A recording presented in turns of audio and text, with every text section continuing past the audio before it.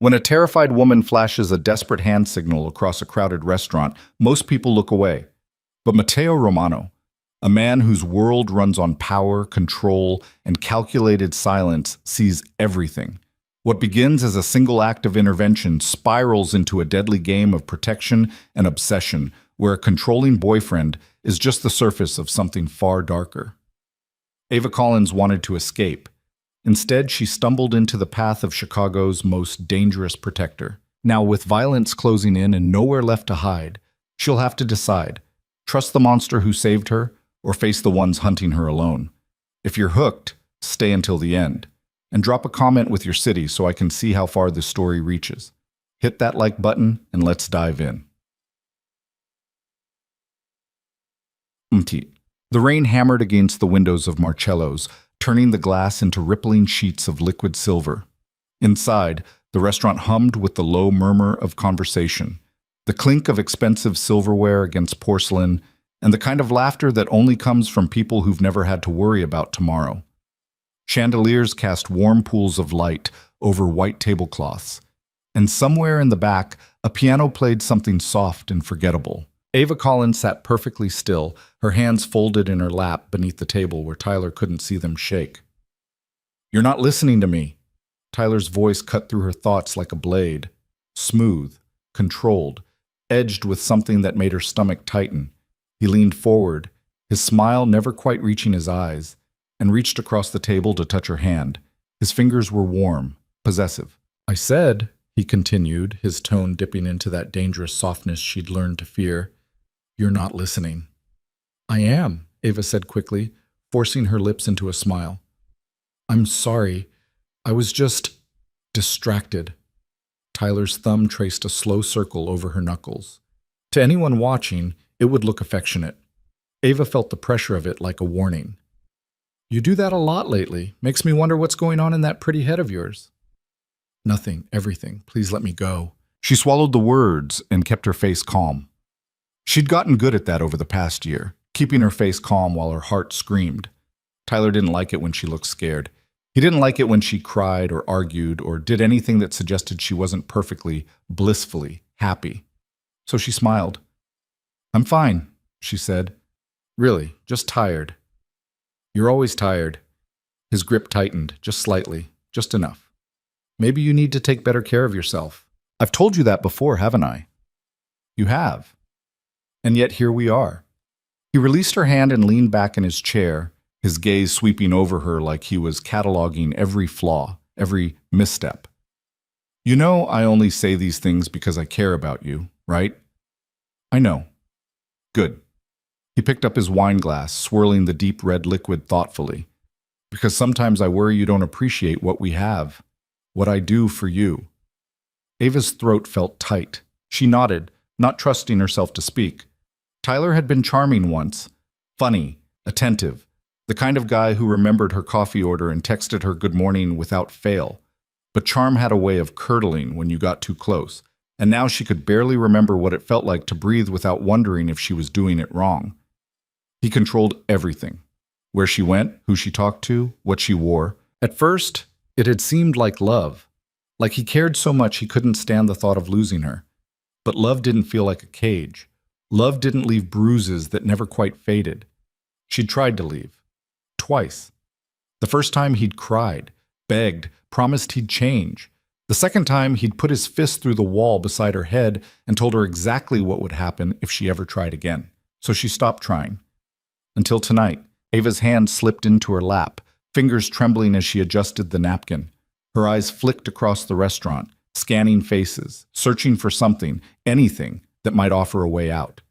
Most people were absorbed in their own worlds, oblivious to the girl slowly suffocating at table 12. But then her gaze landed on him. A man sitting alone near the back, his posture relaxed but his attention sharp. He was older than Tyler, mid-30s maybe, with dark hair slicked back and a tailored suit that suggested wealth without shouting it. His face was all hard angles and quiet intensity, the kind of face that didn't give anything away. And he was looking right at her. Ava's breath caught. She didn't know why she did it. Desperation, maybe. Or the tiny flickering hope that someone, anyone, might see what she was too scared to say out loud. Her hand moved slowly, deliberately, forming the signal she'd seen in a video months ago. A simple gesture, subtle enough that Tyler wouldn't notice if she kept her hands low. Palm facing in, thumb tucked, fingers closed over it. "Help me." For a moment, nothing happened. The man's expression didn't change. He simply watched her, his dark eyes unreadable. Then he nodded. It was so slight she almost missed it. A fractional dip of his chin, nothing more. But it was there. He'd seen her. He'd understood. And he wasn't looking away. "Ava." Tyler's voice snapped her attention back. He was watching her, his head tilted slightly, suspicion creeping into his features. "What are you looking at?" "Nothing," she said quickly. "Just people watching." He didn't look convinced, but he let it go. For now. "I ordered for you, by the way. The salmon. You like that, don't you?" She hated salmon. He knew that. "I love it," she said. Tyler smiled. "Good. I knew you would." Matteo Romano had learned a long time ago that most people didn't want to see the things that made them uncomfortable. They'd look away from a woman crying in a parking lot, ignore the shouting coming from the apartment next door, and convince themselves it wasn't their problem. He used to be the same way. But that was before he understood what power really meant. Before he learned that the only thing worse than being dangerous was being the kind of man who pretended he wasn't. He'd come to Marcello's for a meeting, a quiet conversation with a business associate about a shipment that had gone sideways. The kind of conversation that required discretion and a public setting to keep everyone honest. The meeting had ended 20 minutes ago, but Matteo stayed, nursing a glass of scotch and watching the room out of habit. That's when he saw her. At first, it was just a flicker of movement, a woman at a nearby table, her posture too rigid, her smile too practiced. He'd seen that look before, recognized it. Fear dressed up as compliance. The man across from her was younger, polished, the kind of guy who probably drove a leased BMW and called women babe, unironically. He was leaning forward, his hand on hers, and even from a distance, Matteo could see the tension in her shoulders. Then she did something that made him set his glass down. Her hand moved beneath the table, slow and deliberate, forming a signal he knew all too well. It was the kind of thing most people would miss, a subtle plea for help, designed to fly under the radar of whoever was watching too closely. But Matteo saw it, and for reasons he didn't entirely understand, he chose not to look away. He studied the man across from her, cataloging details. Late 20s, clean cut, confident in the way people are when they've never had to fight for anything. The kind of guy who thought control was the same thing as strength. Matteo hated men like that. He pulled out his phone, typed a quick message to his associate, and slipped it back into his pocket. Then he stood, straightened his cuffs, and crossed the room with the kind of calm that came from knowing exactly what he was capable of. He didn't approach their table. Not yet. That would draw too much attention, and attention was the last thing she needed right now. Instead, he moved toward the bar, positioning himself within earshot, and waited. Patience was a weapon. He'd learned that young. Ava could feel Tyler's mood shifting. It was always like this, calm one moment, volatile the next, and she never knew which version she was going to get until it was too late. "I don't like the way you're acting tonight," he said quietly, his voice low enough that no one else could hear. "You're being weird." "I'm not. Don't argue with me." His hand found hers again, squeezing just a little too hard. "I know you better than you know yourself, Ava, and I know when something's off." Her heart pounded. She could feel the edges of panic creeping in, the room narrowing around her until all she could see was Tyler's face and the promise of what would happen if she didn't give him the right answer. "I'm just tired," she said again, hating how small her voice sounded. "That's all. I promise." He studied her for a long moment, his jaw tight. Then he released her hand and leaned back. "Fine. We'll finish dinner and go home.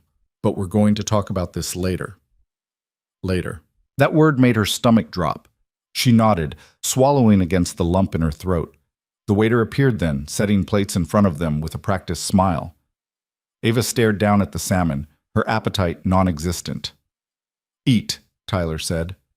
She picked up her fork, and then, like a small miracle, the power went out. The restaurant plunged into darkness for a split second before the emergency lights kicked in, bathing everything in a dim, yellowish glow. Conversations halted. Someone laughed nervously. The piano stopped mid-note. "What the hell?" Tyler muttered, twisting in his seat to look toward the back of the restaurant. Ava's pulse spiked. She didn't know what was happening, but she felt it. Something shifting in the air, a change she couldn't name. And then she saw him again. The man from before. He was standing near the bar now, his posture still relaxed, but his eyes were locked on Tyler. One of the waitstaff hurried over, apologizing profusely. "So sorry, sir. There's a small electrical issue. We're working on it now. In the meantime, can I offer you complimentary drinks while we sort this out?" Tyler waved him off, irritated. "Just fix it." The waiter nodded and moved on, but the interruption had already done its job. Tyler was distracted, scanning the room, his control slipping just slightly. Ava didn't waste the moment. She stood abruptly, her chair scraping against the floor. "I need to use the restroom." Tyler's gaze snapped back to her. "Now? I'll be quick." She didn't wait for permission.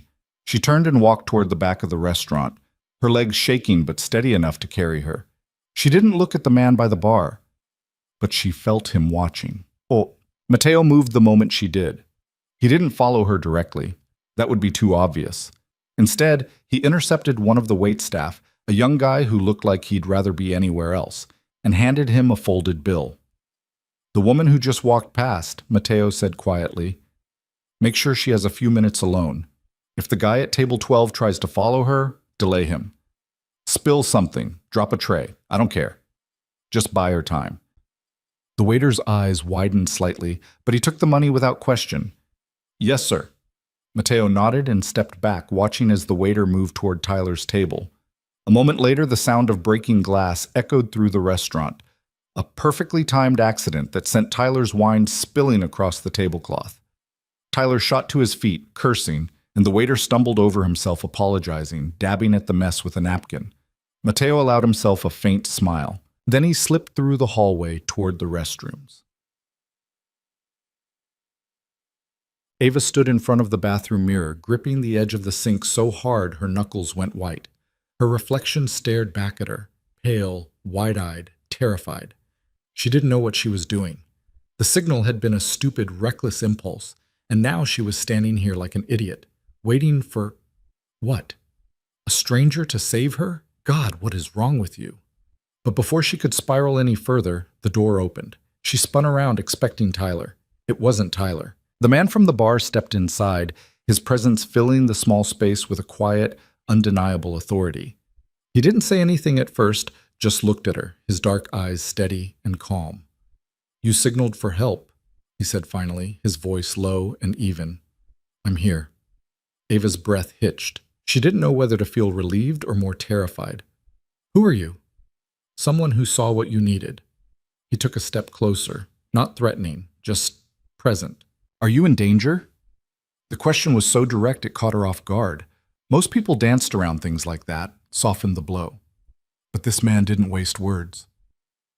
"Yes," she whispered. He nodded, like he'd already known the answer. "The man you're with. Boyfriend?" She nodded. "Does he hurt you?" Her throat tightened. She wanted to lie, to say it wasn't that bad, that she could handle it. But the words wouldn't come. "Yes," she said again, and saying it out loud felt like breaking something open. The man's expression didn't change, but something flickered in his eyes. Something cold and sharp. "Not anymore." What does that mean?" "It means," he said calmly, "that you're going to walk out of here, and I'm going to make sure he doesn't follow you. Do you have somewhere safe to go?" Ava blinked, her mind racing. I don't know. My apartment, but he has a key." "Then not there." He pulled out his phone, typed something quickly, and held it up to show her an address. "Go here. It's a hotel. Ask for the manager, tell him Matteo sent you. He'll get you a room. No questions." I don't have money for... It's handled." He pocketed the phone. "Can you leave without going back to the table?" She hesitated. "My coat, my purse. Leave them." "But, Ava..." Her name on his lips stopped her cold. She didn't remember telling him her name. He must have overheard Tyler say it. "If you go back to that table, he's going to see it in your face. And then this gets harder. So leave the coat, leave the purse, walk out the back exit, get in a cab, and go to that hotel. Can you do that? She stared at him, this stranger who had somehow seen her cry for help, and decided to answer. She didn't know him, didn't know why he cared, but she believed him. Yes, she said. Good. He stepped aside, gesturing toward the door. Go now. I'll handle the rest. Ava moved past him on shaking legs, pausing at the threshold. Why are you doing this? Matteo looked at her for a long moment, his expression unreadable. Because someone should. And that was all the answer she was going to get. She slipped out of the bathroom, her heart hammering as she made her way toward the back exit. She didn't look at Tyler's table, didn't stop to think about what would happen when he realized she was gone. She just walked, and for the first time in a year, she kept walking. Matteo waited until she was out of sight before returning to the dining room. The lights had come back on, and Tyler was back in his seat, scowling at the waiter who was still fussing over the spilled wine. Matteo approached the table slowly, hands in his pockets, his expression neutral. "Excuse me," he said. Tyler looked up, irritation flashing across his face. "What?" "Your girlfriend," Matteo said calmly.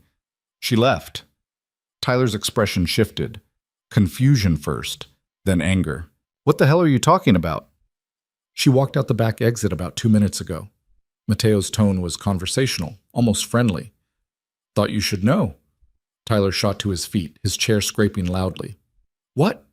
Why didn't you—" He stopped, his eyes narrowing as he took in Matteo's calm demeanor. "Who the hell are you?" "Nobody," Matteo said. "Just a guy who noticed your date didn't want to be here." Tyler's jaw clenched. "That's none of your goddamn business." "You're right," Matteo agreed. "It isn't. But she made it my business when she asked for help." The color drained from Tyler's face, replaced by a dangerous flush. "You don't know what you're talking about." "Don't I?" Matteo stepped closer, his voice dropping. "Here's what's going to happen. You're going to sit back down, finish your meal, and leave.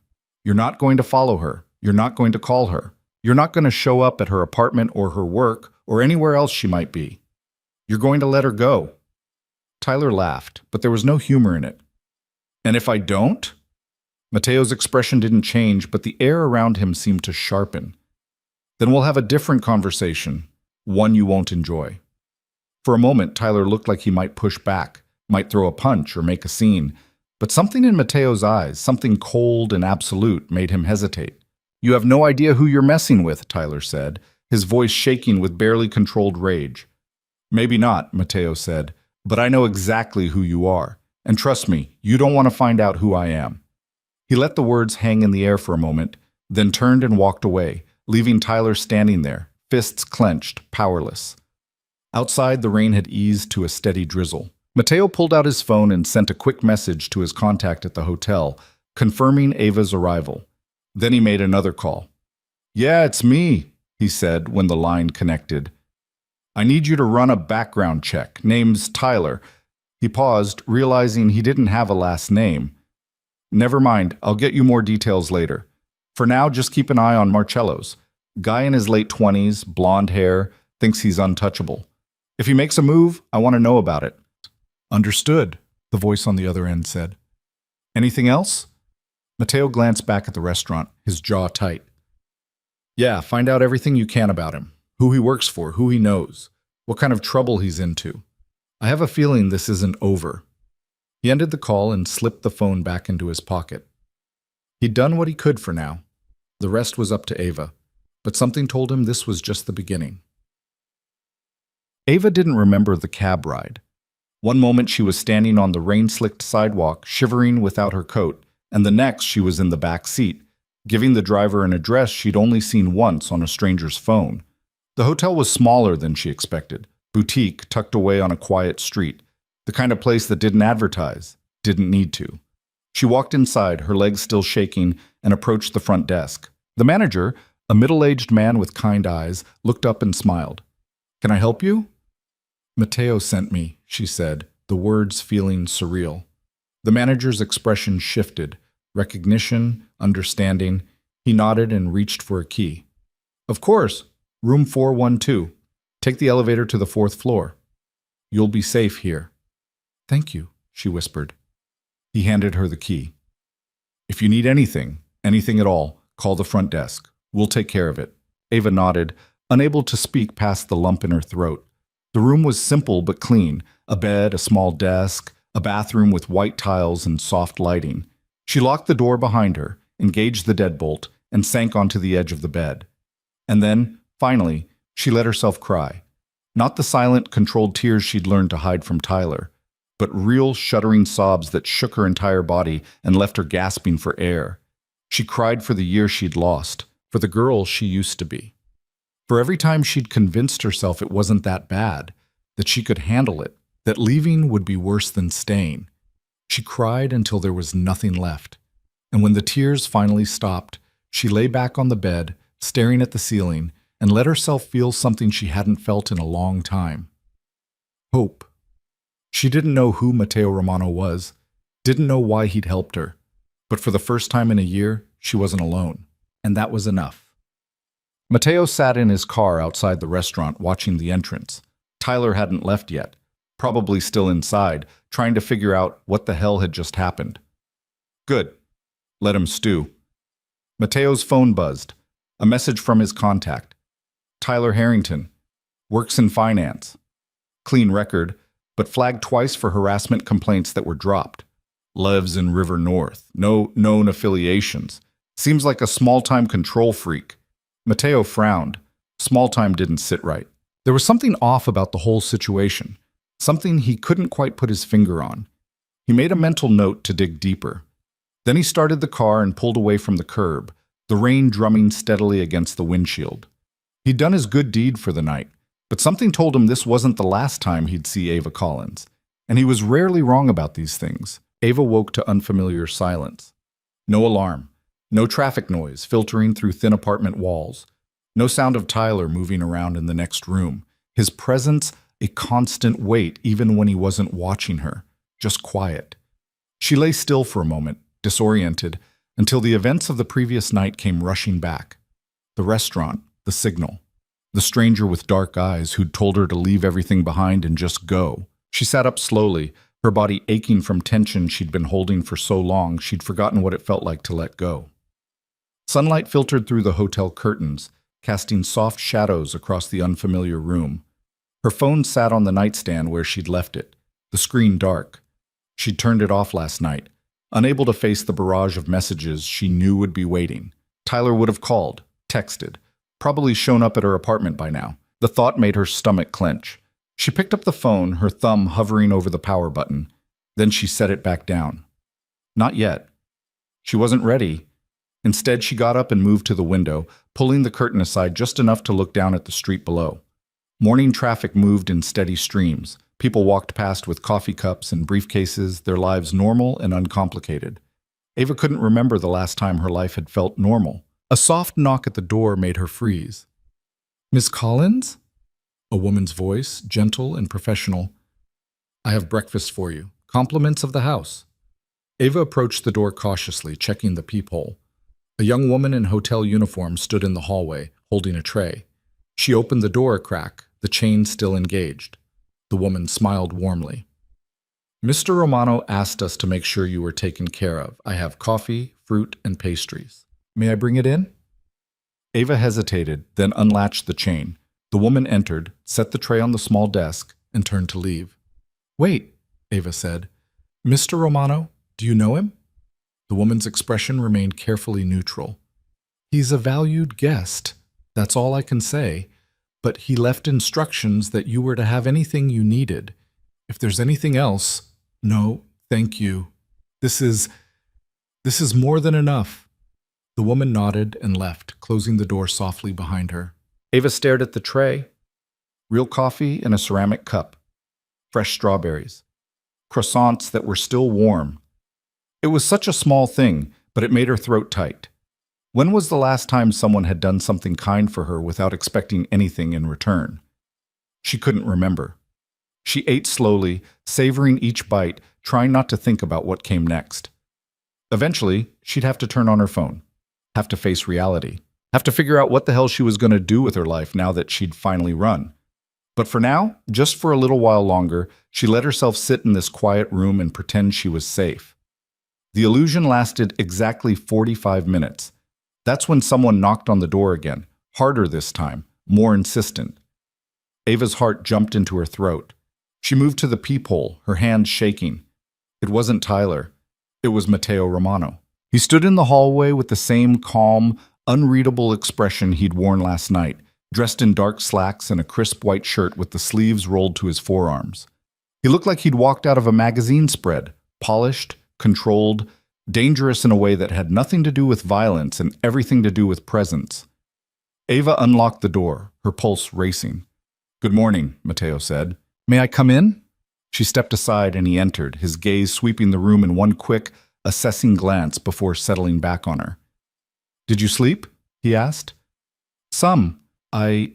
She wrapped her arms around herself, suddenly aware that she was still wearing yesterday's clothes, wrinkled and slept in. "I don't know how to thank you. For last night. For this." She gestured at the room. "I don't even know why you helped me." "Because you asked," he said simply. "And because men like him only stop when someone makes them." "You don't know anything about him." "I know enough." Matteo pulled out his phone, tapped the screen, and turned it toward her. "Tyler Harrington, 28, works at Whitmore Financial as a junior analyst, lives in River North. 2 prior harassment complaints filed against him, one by an ex-girlfriend, one by a coworker.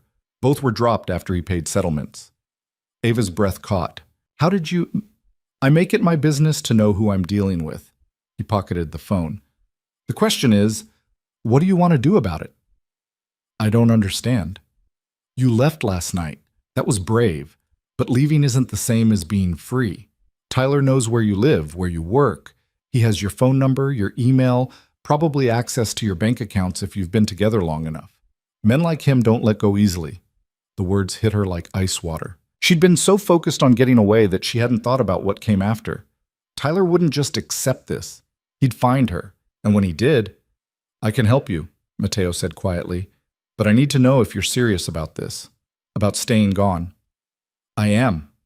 The words came out stronger than she expected. "I can't go back. I won't." He studied her for a moment, then nodded. "Good. Then here's what's going to happen. You're going to stay here for a few more days while I handle some things. In the meantime, you need to make a plan. Find a new place to live, preferably somewhere he doesn't know about.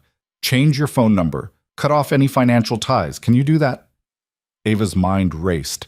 A new apartment meant first month's rent, deposits, furniture. Her savings were meager. Tyler had always insisted on managing their finances, giving her just enough for groceries and gas. "I don't have much money." "I'll cover it." "What? No, I can't ask you to—" "You're not asking. I'm offering." His tone left no room for argument. "Consider it a loan if it makes you feel better. You can pay me back when you're on your feet." She wanted to argue, to tell him she couldn't accept charity from a stranger, but pride was a luxury she couldn't afford right now. "Why are you doing this?" she asked again. "You don't know me." Matteo's expression flickered, something dark and distant passing through his eyes before it was gone. "Let's just say I know what it's like to feel trapped, and I have the resources to help, so I am." Before she could respond, his phone buzzed. He glanced at the screen, his jaw tightening. "I have to go," he said, "but I'll have someone check in on you later. Don't leave the hotel. Don't turn on your phone. And don't contact anyone from your old life. Not yet." "For how long?" "A few days, maybe less." He moved toward the door, then paused. "Ava, if Tyler shows up here, call the front desk immediately. They know to contact me." "Do you think he'll find me?" Matteo's expression was unreadable. "I think he'll try, but he won't succeed." And then he was gone, leaving Ava alone with her thoughts and 1,000 questions she didn't have answers to. Matteo made it to his car before his phone rang again. He answered without checking the caller ID. "Talk to me. We have a problem." The voice on the other end belonged to Vincent Callahan, Matteo's oldest friend and closest ally. "Tyler Harrington filed a missing persons report this morning. Claims his girlfriend disappeared last night under suspicious circumstances." Matteo's grip on the steering wheel tightened. "He's covering his tracks." Smart move on his part. Makes him look like the concerned boyfriend instead of the abusive asshole. Cops are taking it seriously.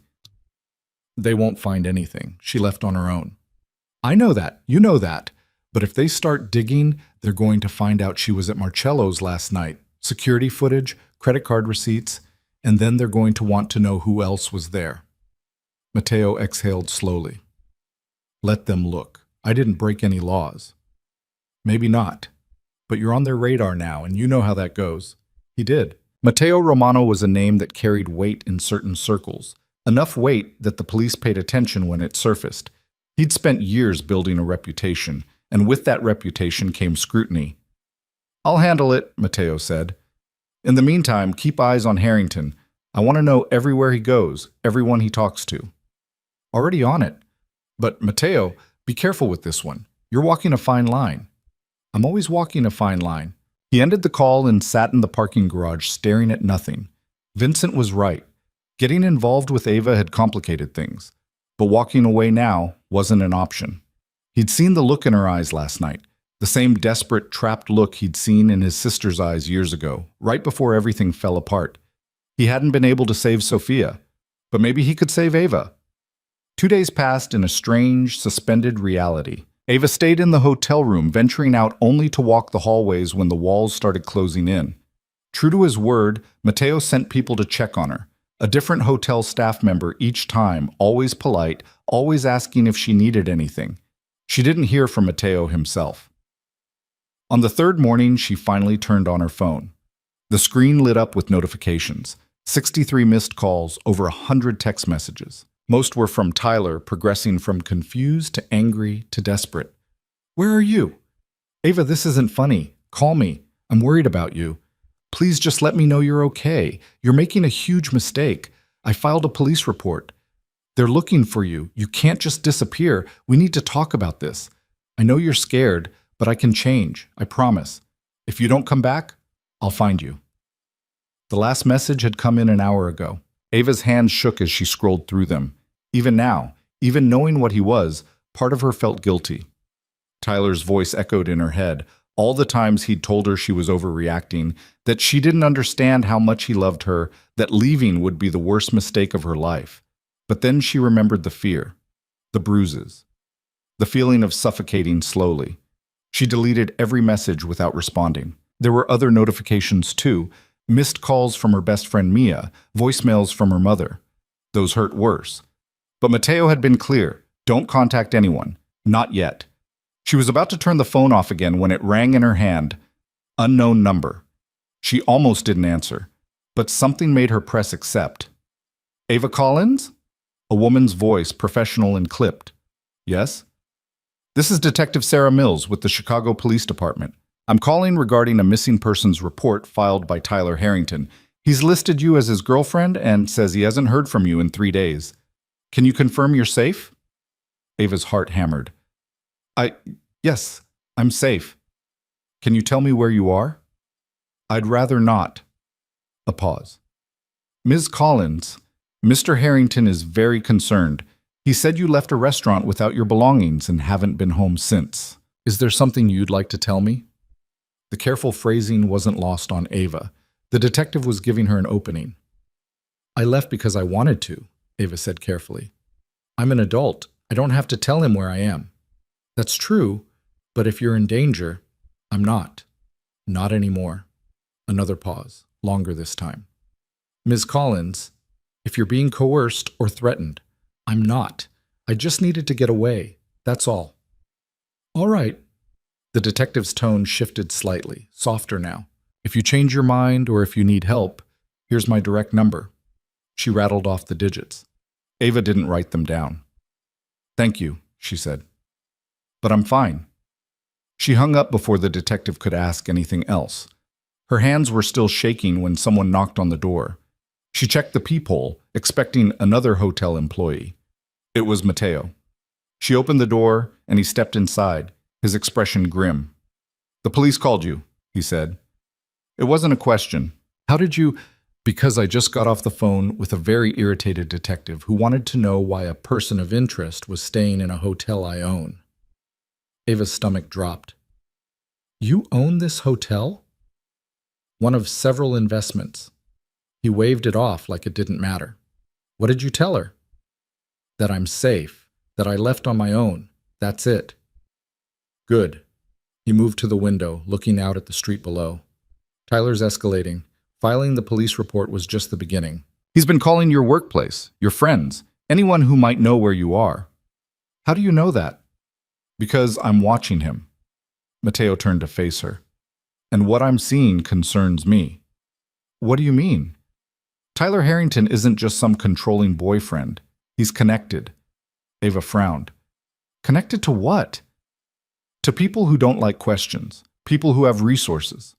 Mateo pulled out his phone, brought up a photo, and showed it to her. This was taken yesterday. Tyler having lunch with a man named Marcus Delacroix. Recognize him? Ava studied the photo. Two men sitting at an outdoor cafe, leaning close in conversation. She didn't recognize the second man, older, silver-haired, expensively dressed. No, who is he? He's a fixer, the kind of person you call when you have problems that need to disappear, which means Tyler isn't just looking for you, he's planning something. Fear coiled in Ava's chest. What kind of something? I don't know yet, but I'm going to find out. He pocketed the phone. In the meantime, we're moving you. Moving me where? Somewhere safer. This hotel is too exposed. Tyler knows I own it, or he will soon enough. I have a property outside the city, quiet, secure. You'll stay there until we figure out what Tyler's planning. I can't keep letting you do this. You don't have a choice. His tone was firm but not unkind. Ava, you walked away from a dangerous man. That was brave. But bravery doesn't stop people like Tyler. Strategy does. Resources do. And right now I have both, so let me use them. She wanted to argue, wanted to insist she could handle this herself. But the truth was, she couldn't. Not against someone with Tyler's determination and connections. Okay, she said quietly. But I want to understand what's happening. No more secrets. Mateo's expression softened slightly. Fair enough. Pack whatever you have. We leave in 20 minutes. The property turned out to be a sprawling estate tucked into wooded hills an hour outside Chicago. The main house was modern glass and stone, surrounded by dense trees that provided natural cover. Security cameras were visible at every corner, subtle but unmistakable. Ava stood in the driveway, staring up at the house, feeling completely out of her depth. This is where you live? She asked. Sometimes. Mateo led her inside, where the interior was just as impressive. High ceilings, minimalist furniture, floor-to-ceiling windows that looked out over the forest. I have a few places. This one's the most private. A woman appeared from one of the hallways, 50s, gray hair pulled into a neat bun, kind eyes. Mr. Romano, I prepared the guest suite like you asked. Thank you, Helen. Mateo turned to Ava. This is Helen Marsh. She manages the property. If you need anything while I'm gone, ask her. Gone? Ava's pulse spiked. You're leaving? I have business to take care of. But you'll be safe here. Helen will show you around. Mateo, he stopped, turning back to her. What kind of business? She asked. His expression darkened. The kind that keeps you safe. Don't worry about it. And before she could press further, he was gone, leaving her standing in the middle of a stranger's house, wondering what the hell she'd gotten herself into. Helen showed her to the guest suite, a spacious room with its own bathroom and a balcony overlooking the trees. It was beautiful, comfortable, and it felt like a cage. Mr. Romano is very particular about security, Helen said gently, as if sensing Ava's unease. But he's a good man. You're safe here. Do you know why I'm here? Ava asked. Helen's expression was carefully neutral. I know enough. And I know that if Mateo brought you here, it's because you need protection. That's all that matters. After Helen left, Ava sat on the edge of the bed, trying to process everything. 3 days ago, she'd been trapped in a nightmare with no way out. Now she was in a mansion in the woods, protected by a man she barely knew, hiding from a boyfriend who apparently had connections to people who made problems disappear. Her life had become a thriller novel, and she had no idea how it was going to end. She spent the rest of the day exploring the house, restless and anxious. Helen was a steady, comforting presence, but she didn't offer much information about Mateo or why he'd decided to help. By evening, Ava was pacing the guest suite, her mind spinning. The sound of a car pulling up the driveway made her move to the window. Mateo stepped out, followed by another man, tall, broad-shouldered, with the kind of presence that screamed security. She watched as they talked briefly before heading inside. A few minutes later, someone knocked on her door. "Come in," she called. Mateo entered, looking tired but focused. "We need to talk." Ava's stomach tightened. "What happened?" "I had a conversation with Marcus Delacroix." "The man Tyler met with?" "Yes." "Turns out Tyler hired him to find you.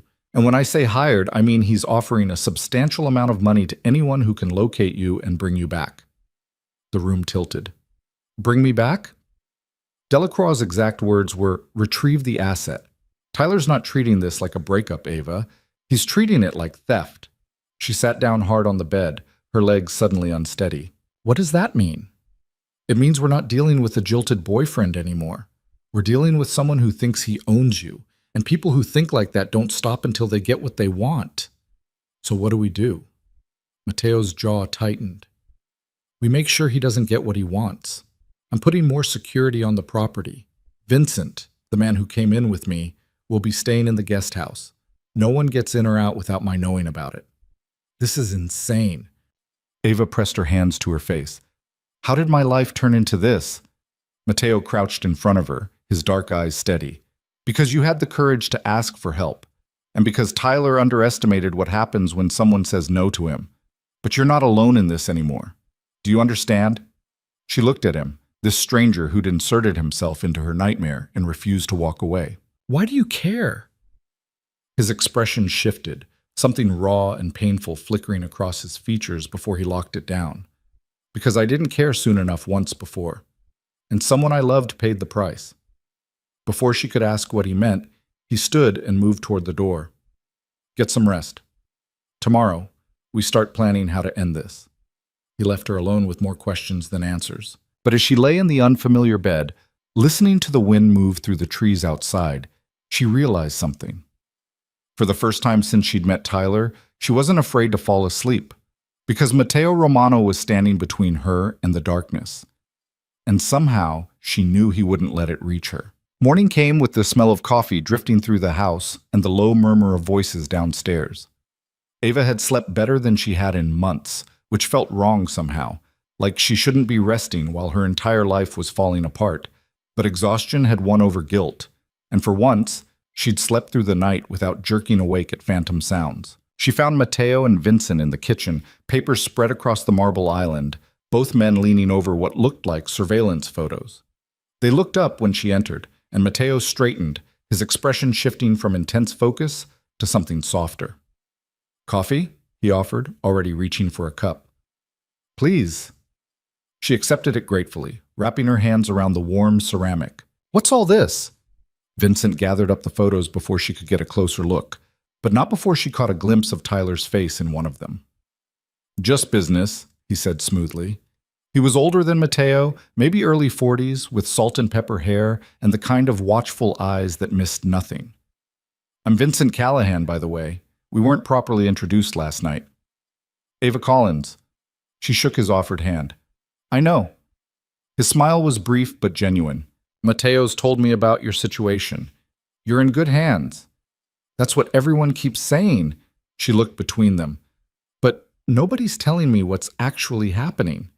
Mateo exchanged a glance with Vincent, then gestured to one of the bar stools. "Sit. We'll bring you up to speed." She sat, and Mateo slid a tablet across the counter toward her. On the screen was a dossier, Tyler's face at the top, followed by information she'd never known about the man she'd spent a year with. "Tyler Harrington," Mateo began, his tone clinical. "On the surface, he's exactly what he appears to be. Junior analyst at a mid-tier financial firm, decent salary, clean record except for those harassment complaints. But that's where it gets interesting." He tapped the screen, bringing up bank statements. "His spending doesn't match his income. He's pulling in maybe $80,000 a year, but he's spending like he makes 3 times that. Luxury car lease, high-end apartment, expensive restaurants, the math doesn't work." Ava's stomach tightened. "So where's the money coming from?" "His father." Vincent pulled up another file. "Richard Harrington, real estate developer with ties to some questionable people. Not quite organized crime, but close enough that the lines blur. He's been funneling money to Tyler for years, keeping him afloat. Why does that matter? Ava asked. Because it means Tyler has access to resources beyond what we initially thought, Mateo said. And it means his obsession with finding you isn't just about control. It's about image. His father's world doesn't tolerate weakness, and letting you walk away makes Tyler look weak. The coffee turned bitter in her mouth. So this is about his ego. Partly, but there's more. Mateo brought up another photo, Tyler and Marcus Delacroix again, this time joined by a third man. This was taken 2 days ago. The man on the right is Leonard Chen, private investigator, specializes in finding people who don't want to be found. Tyler's not just throwing money at the problem. He's assembling a team. Ava's hands started to shake. She set the coffee down before she spilled it. What do they know? Not much yet. Chen's good, but we're better. We've been feeding him false information, credit card charges in Minnesota, a hotel reservation in Milwaukee, buying you time while we figure out the next move. Which is what, exactly? She heard the edge in her own voice, the fear she was trying to keep locked down. I can't hide here forever. No, Mateo agreed. You can't, which is why we're going to draw Tyler out. Vincent leaned against the counter, arms crossed. There's a charity auction next week at the Sinclair Hotel. Big event, lots of wealthy donors, security everywhere. Tyler's father always attends, which means Tyler will be there too. It's the perfect opportunity. Opportunity for what? To make him think you'll be there, Mateo said. We'll leak information that you're planning to attend. Make it look like you're trying to move on. Establish yourself publicly. Tyler won't be able to resist. He'll come looking for you. Ava's pulse spiked. You want to use me as bait? No. Mateo's voice was firm. I want to use the idea of you as bait. You won't actually be there. We'll have someone who looks like you from a distance, just enough to get Tyler to make a move in a controlled environment where we can document everything. His harassment, his attempts to approach you, all of it on camera with witnesses. It gives you leverage. Leverage for what? A restraining order that actually sticks. Evidence if you ever need to press charges. Proof that you're not the one causing problems. He is. Mateo's expression was intense, focused. Right now it's your word against his. We need to change that. It made sense, cold, strategic sense. But the thought of being anywhere near Tyler, even by proxy, made her skin crawl. What if something goes wrong? She asked quietly. It won't. There was absolute certainty in Mateo's voice. Vincent and I will be there. We'll have security in place, and if Tyler even looks like he's going to cause a scene, we shut it down. Vincent nodded. We've done this kind of thing before. Trust me, we know what we're doing. Ava looked between them, these two men who'd inserted themselves into her nightmare like guardian angels with questionable methods. And what do I do while all this is happening? You stay here, Mateo said. Safe. Out of sight. And you let us handle Tyler. She wanted to argue, to insist she should be part of whatever plan they were concocting. But the truth was, she was terrified. The thought of facing Tyler again, even in a controlled environment, made her want to crawl out of her own skin. Okay, she said finally, but I want updates. I want to know what's happening as it happens. Done. Mateo collected the tablet, his expression softening slightly. I know this is hard, but it's going to work. You're going to get your life back. She wished she could believe him. The next few days passed in a strange, suspended rhythm. Ava spent her time exploring the property, reading books from Mateo's extensive library, and trying not to think about what was coming. Helen was a constant, gentle presence, bringing meals and making quiet conversation that never veered into territory Ava wasn't ready to discuss. Mateo came and went at odd hours, always with Vincent or other men she didn't recognize. She caught glimpses of conversations, heard fragments of plans being made. It was clear that whatever Mateo did for a living, it wasn't just real estate and hotel ownership. On the third evening, she found him alone in his study, staring at a computer screen with an intensity that made her hesitate in the doorway. Can I come in? She asked. He looked up, and something in his expression shifted, the hardness fading into something more human. Of course. She entered, taking in the room. Dark wood, leather chairs, walls lined with books, and what looked like architectural drawings. It was elegant and masculine and somehow lonely. "Can't sleep?" Matteo asked. "Too much in my head." She moved to the window, looking out at the darkened forest. "I keep thinking about what you said the other night. About someone you loved." She felt him tense behind her, the silence stretching. "You don't have to tell me," she said quickly. I want to understand why you're doing this. Really doing this." For a long moment she thought he wouldn't answer. Then she heard him stand, move closer. "I had a younger sister," he said quietly. "Sophia. She was bright, funny, too trusting for the world we grew up in." Ava turned to face him. In the dim light, Matteo's expression was raw in a way she'd never seen before. When she was 22, she met someone. Charming guy, successful, treated her like she was the center of the universe. By the time we realized what he really was, it was too late. He'd isolated her from everyone who cared about her, made her dependent on him, and when she tried to leave, his jaw tightened and Ava saw his hands curl into fists. He killed her, made it look like an accident, and I couldn't prove otherwise.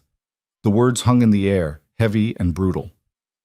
"Matteo," Ava whispered. "I'm so sorry. I was too late to save her." His eyes met hers, dark and haunted.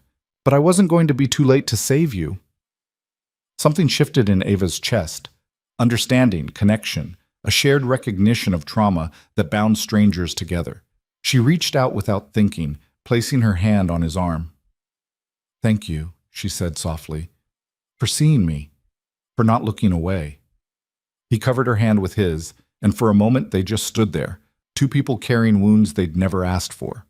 Then Matteo's phone buzzed, shattering the moment. He glanced at the screen and his expression hardened back into business. "Vincent's here. We need to go over final details for the auction." He looked at her. "Will you be all right?" "I'll be fine." She managed a small smile. "Go do whatever mysterious, vaguely concerning thing you do." That earned her the ghost of a smile before he left, and Ava was alone again with her thoughts. The night of the auction arrived faster than Ava expected. She spent the day pacing the guest suite, checking her phone obsessively for updates from Matteo. He'd promised to keep her informed, and true to his word, messages came through at regular intervals. "In position. Everything's on schedule. Tyler just arrived with his father. He looks agitated. The decoy's in place." Tyler's noticed her. Each message made Ava's heart race faster. She'd seen the woman Matteo had hired, a professional actress with similar build and coloring to Ava's, wearing a wig styled like Ava's hair and a dress Ava might have chosen. From a distance, in a crowded ballroom, she'd pass. But up close, Tyler would know. Another message came through. "He's moving toward her. Vincent's ready." Ava's hand shook as she typed back. "Be careful." The response was immediate. "Always am." Then nothing. 15 minutes passed. 20. 30. Ava's anxiety climbed with each silent minute. She tried calling Matteo, straight to voicemail. Vincent, same thing. Something was wrong. She was reaching for her phone to try again when it finally rang. Vincent's name on the screen. "What happened?" she demanded. "We have a problem." Vincent's voice was tight. Tyler didn't just approach the decoy. He grabbed her. Security intervened, but in the chaos, someone else made a move. "What kind of move?" "They took Mia." The world tilted. "What? Who's Mia?" "Your friend, the one you used to meet for coffee on Thursdays. She was at the auction. Apparently her company had a table. Tyler must have known she'd be there." Ava's mind raced. Mia Chen, her closest friend, the one person who'd consistently told her to leave Tyler. Sweet, loyal Mia, who worked in marketing and volunteered at animal shelters and didn't deserve to be dragged into this nightmare. "Where is she?" Ava's voice came out strangled. "We don't know yet." But Matteo's tracking down leads. Someone grabbed her during the confusion after Tyler's outburst. Professional job. In and out in under 2 minutes. Who would... But she already knew. Tyler, or someone working for him. "Stay put," Vincent said firmly. "Matteo's on his way back. We're going to find her." The line went dead. Ava stood frozen in the middle of the room, her heart hammering so hard it hurt. This was her fault. She'd asked for help, and now Mia was paying the price. She grabbed her jacket and headed for the door. Helen appeared in the hallway, concern creasing her face. "Miss Collins, where are you?" I need to go. Ava pushed past her. My friend is in danger because of me. I can't just sit here. Mr. Romano said, I don't care what Matteo said. The words came out sharper than she intended. This is my life.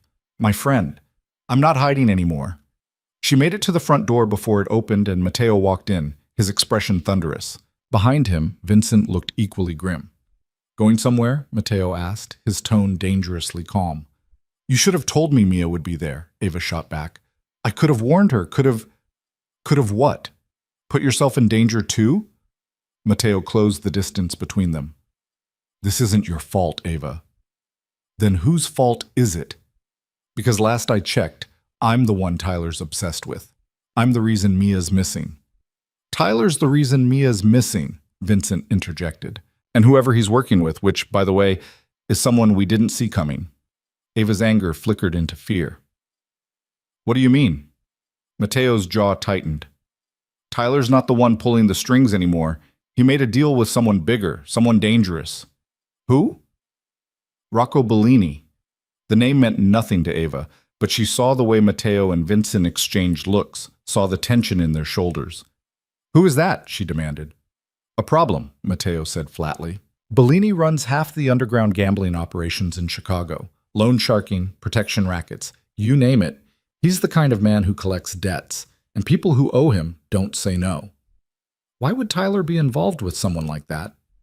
Because Tyler owes him money, Vincent said. A lot of it. Turns out your ex-boyfriend has a gambling problem his daddy doesn't know about. He's in deep with Bellini, and Bellini offered him a way out. Ava's stomach dropped. Me. Not quite. Matteo pulled out his phone, showed her a text message. This came through 10 minutes ago. The message was short and brutal. You want the friend back? Bring Ava Collins to the Meridian Building, Warehouse 5, midnight. Come alone or she dies. Ava's knees went weak. Matteo caught her arm, steadying her. We're not doing that, he said firmly. It's a trap. I don't care. Ava pulled away from him. That's Mia. She's there because of me. I'm not letting her die. And I'm not letting you walk into a death trap. Matteo's voice was steel. Bellini doesn't want you, Ava. He wants leverage. Against me. That stopped her. What? Bellini and I have, history, Matteo said carefully. He's been looking for a way to get at me for years. Tyler handed him the perfect opportunity. You're just the excuse. So this whole thing, helping me, protecting me, it was about your vendetta with this Bellini person? No.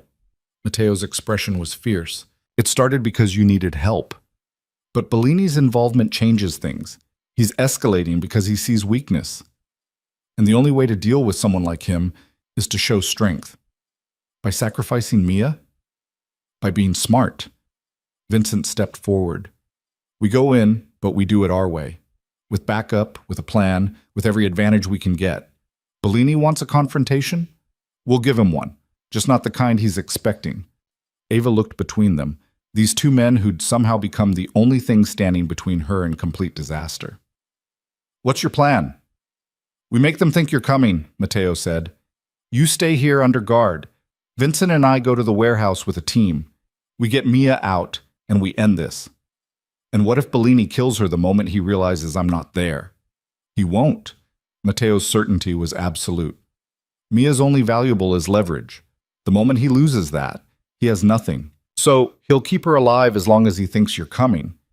You can't promise that. No, Matteo admitted. But I can promise that walking in there yourself will get you both killed, and I'm not letting that happen. Ava wanted to scream, to hit something, to do anything but stand here feeling helpless while her friend's life hung in the balance. But she also knew Matteo was right. She had no training, no weapons, no way to fight people like Bellini and Tyler. All she had was trust. Bring her back, Ava said quietly. Please, bring her back safe. Matteo's expression softened. I will. He turned to leave, but Ava caught his arm. Matteo, be careful. Something flickered in his eyes, surprise maybe, or something deeper. Always am, he said, echoing his earlier text. Then he was gone. Vincent at his heels, and Ava was left with Helen and two security guards she didn't know, waiting for news that might never come. The warehouse district was exactly the kind of place where people disappeared. Empty buildings with broken windows, streets lined with rusted chain-link fences, the kind of darkness that seemed to swallow light. Mateo stood in the shadows across from Warehouse 5, watching the building with the patient focus of a predator sizing up prey. Vincent was beside him, checking his weapon with practiced efficiency. Behind them, 3 more men waited, all people Mateo trusted with his life, all armed and ready. "I count 4 guards outside," Vincent murmured. "Probably more inside." "Bellini wouldn't come himself," Mateo said. "Too smart for that. He'll send his lieutenant, Carlo Rossetti." "The one who likes knives?" "That's the one," Vincent grimaced. "Great. My favorite." Mateo's phone buzzed. He glanced at the screen, a message from one of his tech people who'd been monitoring communications. "Just intercepted a call. They're expecting you to show at midnight with the girl. They're planning to kill you both and dump the bodies." He showed Vincent, who swore quietly. "So much for negotiating," Vincent said. "We never negotiate with men like Bellini." Mateo pocketed the phone. "We end them." They moved at 11:45, splitting up to cover multiple entry points. Mateo went in through a side door that had been conveniently left unlocked. A trap, obviously, but one he'd expected. The interior of the warehouse was a maze of shipping containers and pallets, lit by harsh fluorescent lights that cast everything in sickly yellow. Voices echoed from somewhere deeper inside, and Mateo followed the sound, his weapon drawn, every sense on high alert. He found them in the center of the warehouse, Mia tied to a chair, bloodied but conscious, surrounded by 6 men. Tyler stood off to the side, looking pale and nervous, and in front of them all, relaxed and confident, was Carlo Rossetti. "Right on time," Carlo said, his voice carrying across the space. "But I don't see the girl." "She's not coming," Mateo said, stepping into the light. Carlo's smile widened. "Then your friend here dies." "No." Mateo's voice was calm, controlled. "She doesn't, because you're going to let her go." "And why would I do that?" "Because if you don't, I'm going to kill every single person in this building, starting with you." Carlo laughed. "Big talk for a man who's outnumbered 6-1. 7-5, actually." Vincent's voice came from behind Carlo. "You really should keep better track of your exits." Carlo spun, and chaos erupted. Mateo moved before anyone could react, taking down the closest guard with 2 quick shots. Vincent did the same, and suddenly the numbers weren't so bad. Tyler scrambled backward, crashing into a shipping container, his earlier bravado evaporating. Carlo pulled a knife, of course he did, and lunged at Mateo with practiced speed. Mateo sidestepped, brought his gun around, but Carlo was faster than expected, knocking the weapon from his hand. It skittered across the concrete floor, and then it was just the 2 of them, circling each other while gunfire echoed around them. "Bellini's gonna gut you for this," Carlo hissed. "Bellini's gonna have to find me first." Mateo ducked under a knife slash, drove his fist into Carlo's ribs, felt something crack. Carlo staggered back, but he was grinning, energized by pain. "You think you're saving her? You're just making it worse. Bellini doesn't forget. He'll hunt her down, and when he finds her..." Mateo didn't let him finish. He closed the distance, disarmed Carlo with a brutal efficiency learned from years of surviving in a world that didn't forgive weakness, and drove the knife into Carlo's shoulder, pinning him to the wooden pallet behind him. Carlo screamed. "Tell Bellini," Mateo said quietly, his face inches from Carlo's, "that if he comes near her, I'll burn his entire operation to the ground, and then I'll come for him." He left Carlo there, bleeding and furious, and turned to find Vincent had cleared the remaining guards.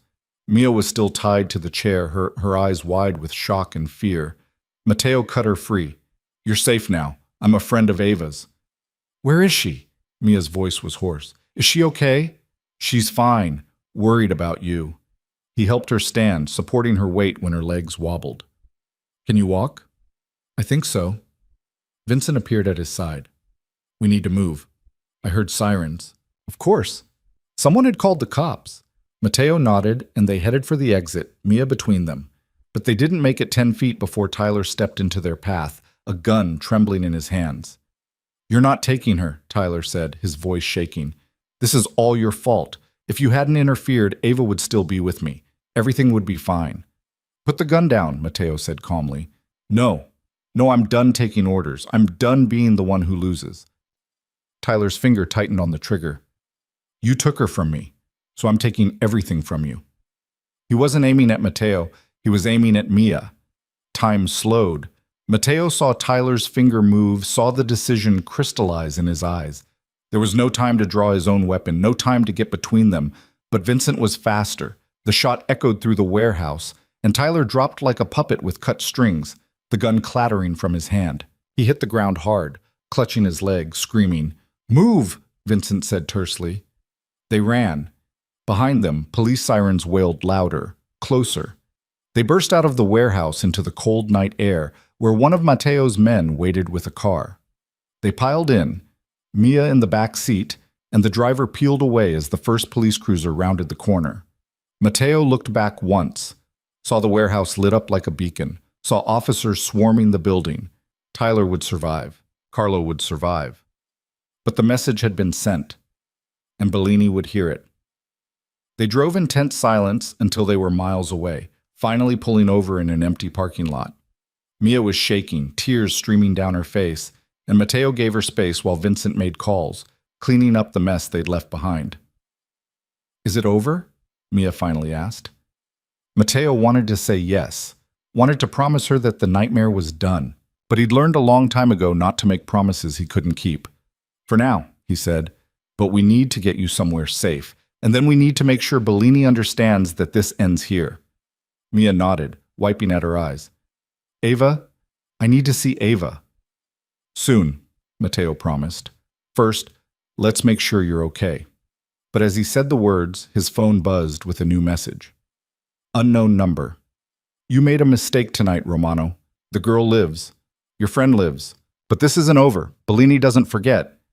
And neither do I. Matteo stared at the message, his jaw tight. No, it wasn't over. But it would be. One way or another, he was going to end this. The car pulled up to the estate just after 2 a.m, and Ava was already at the door before the engine cut off. She'd been waiting for hours, pacing the entryway despite Helen's gentle insistence that she try to rest, checking her phone obsessively for updates that came in agonizing intervals. When Mia stepped out of the back seat, bruised and shaking but alive, Ava's legs nearly gave out. Mia! The name came out as a sob. She rushed forward, and Mia met her halfway, and they collided in a fierce embrace that felt like the only solid thing in a world that had tilted completely off its axis. I'm so sorry, Ava whispered against Mia's hair. I'm so sorry. Don't. Mia pulled back, her face streaked with tears and dirt. This isn't your fault. None of this is your fault. But it felt like her fault. It felt like everything that had gone wrong in the past week could be traced back to the moment she'd flashed that desperate signal in a crowded restaurant, dragging innocent people into the darkness she'd been trying to escape. Matteo stood by the car, watching them with an expression Ava couldn't quite read. His shirt was torn at the shoulder and there was blood on his hands. Not his own, she hoped, but his eyes were steady, calm, like he'd just come back from a business meeting instead of a gunfight. Get her inside, he said quietly to Vincent. She needs medical attention. I'm fine, Mia protested, but her voice was weak, and she was leaning heavily on Ava. You're not fine, Matteo said, his tone leaving no room for argument. Helen, call Dr. Morrison. Tell him we need a house call. Helen disappeared into the house without question, and Vincent guided Mia inside, Ava following close behind. She looked back once at Matteo, caught his eye, and mouthed, "Thank you." He nodded once, then turned away to make a call, his voice low and urgent as he disappeared into the darkness beyond the driveway lights. The doctor arrived within 30 minutes, a silver-haired man with kind eyes and the discretion of someone who'd made house calls for Matteo before and knew better than to ask questions. He examined Mia in the guest suite, treating cuts and bruises, checking for signs of concussion while Ava hovered nearby, unable to sit still. She's going to be fine, Dr. Morrison said finally, packing up his bag. Rest, fluids, and time. The physical injuries are superficial, but trauma like this... He looked at Ava meaningfully. That takes longer to heal. She should talk to someone, a professional. I will, Mia said from the bed, her voice stronger now. I promise. But Right now, I just want to understand what the hell is happening. The doctor left, and Ava sat on the edge of the bed, taking Mia's hand. It's a long story. I've got time. Mia's attempt at a smile didn't quite reach her eyes. Apparently, I'm staying in a mansion with armed guards and a mysterious benefactor who just rescued me from a warehouse. So, yeah, I'd love the full story. Ava told her everything. Tyler's control, the fear, the hand signal, Matteo's intervention, the discovery of Tyler's gambling debts, and his connection to Rocco Bellini. The plan that had gone so catastrophically wrong. You should have told me, Mia said when she finished. About Tyler, about what he was doing to you. I was ashamed. Ava's voice cracked. And I didn't want to drag you into it. Look how well that worked out. Hey, Mia squeezed her hand. I'm alive. You're alive, and Tyler's not going to hurt you anymore. That's what matters. But Bellini is Matteo's problem now, apparently. Mia's eyes were sharp despite her exhaustion. Speaking of which, who exactly is he? Because that's not a normal person who just happened to help you out of the goodness of his heart. I don't know all the details, Ava admitted, but he's complicated. He lost his sister to someone like Tyler. I think that's why he helped me. And the armed guards? The doctor who makes house calls at 3 a.m? The fact that he just stormed a warehouse and rescued me from mobsters? Like I said, complicated. Mia was quiet for a moment, studying Ava's face. You care about him. I barely know him. That's not what I asked. Ava looked away, uncomfortable with how easily Mia saw through her. He saved my life. Maybe more than once. Of course I care about him. That's not the same thing as what I'm seeing in your face right now. Before Ava could respond, a soft knock interrupted them. Matteo stood in the doorway, freshly showered, wearing clean clothes, the blood and grime washed away. But his eyes were tired, and there was a tension in his shoulders that hadn't been there before. Sorry to interrupt, he said. Mia, how are you feeling? Like I got kidnapped by mobsters and rescued by Batman, Mia said dryly. So, Thursday. That earned a faint smile. I'm glad you're okay, and I'm sorry you got pulled into this. Ava told me why. About Bellini. Mia's expression sobered. Is it over? Really over? Matteo's jaw tightened. Not yet. But it will be. What does that mean? Ava asked, fear creeping back into her voice. He stepped into the room, closed the door behind him. It means Bellini's not going to let this go. We humiliated him tonight, took his leverage, shot his lieutenant. Men like him don't forgive that kind of disrespect. So what happens now? Now we finish it. Matteo's expression was grim. I've been tracking Bellini's operations for years, waiting for the right moment. He's careful, keeps his hands clean, operates through intermediaries. But tonight, he made a mistake. He came after someone under my protection, and that gives me justification to move against him. Move against him how? Mia asked. By taking apart his organization piece by piece until he has no choice but to come out of hiding. And when he does... Matteo didn't finish the sentence, but the implication was clear. Ava's stomach twisted. This is because of me. You're going to war with a crime boss because I asked for help. No. Matteo's voice was firm. This is because Bellini crossed a line. You're just the catalyst. This would have happened eventually. He and I, we've been circling each other for years. This just moves up the timeline. How long have you been planning this? Ava asked quietly. Since the night he killed my sister and walked away clean. The words were soft but laced with steel. Bellini's the one who got her boyfriend to isolate her, control her. He's the one who taught that bastard how to break someone down until they had nothing left. And when she tried to leave, Bellini gave the order to make sure she never could. The room fell silent. Ava felt Mia's hand tighten around hers. I'm sorry, Ava whispered. Don't be. Matteo's expression softened slightly. Sophia would have liked you. You remind me of her, actually. That same quiet strength, that refusal to stay broken. I don't feel very strong. You're here, aren't you? You got away. You survived. That takes more strength than you know. He moved toward the door. Get some rest. Both of you. Tomorrow we make plans. Matteo. Ava stood, surprising herself. What you said before about finishing this, does that mean... It means I'm going to make sure Bellini can never hurt anyone the way he hurt Sophia. the way he tried to hurt you. His eyes met hers, dark and unflinching. And I need to know if you can live with that. The question hung in the air between them, weighted with implications Ava wasn't sure she was ready to unpack. But she thought about Sophia, about Mia tied to a chair, about all the other women who might end up in Bellini's crosshairs if someone didn't stop him. Yes, she said, I can live with it. He nodded, something like respect flickering in his expression. Good. Then we understand each other. He left, and Ava sank back onto the bed, her mind racing. Ava, Mia said carefully, what exactly have you gotten yourself into?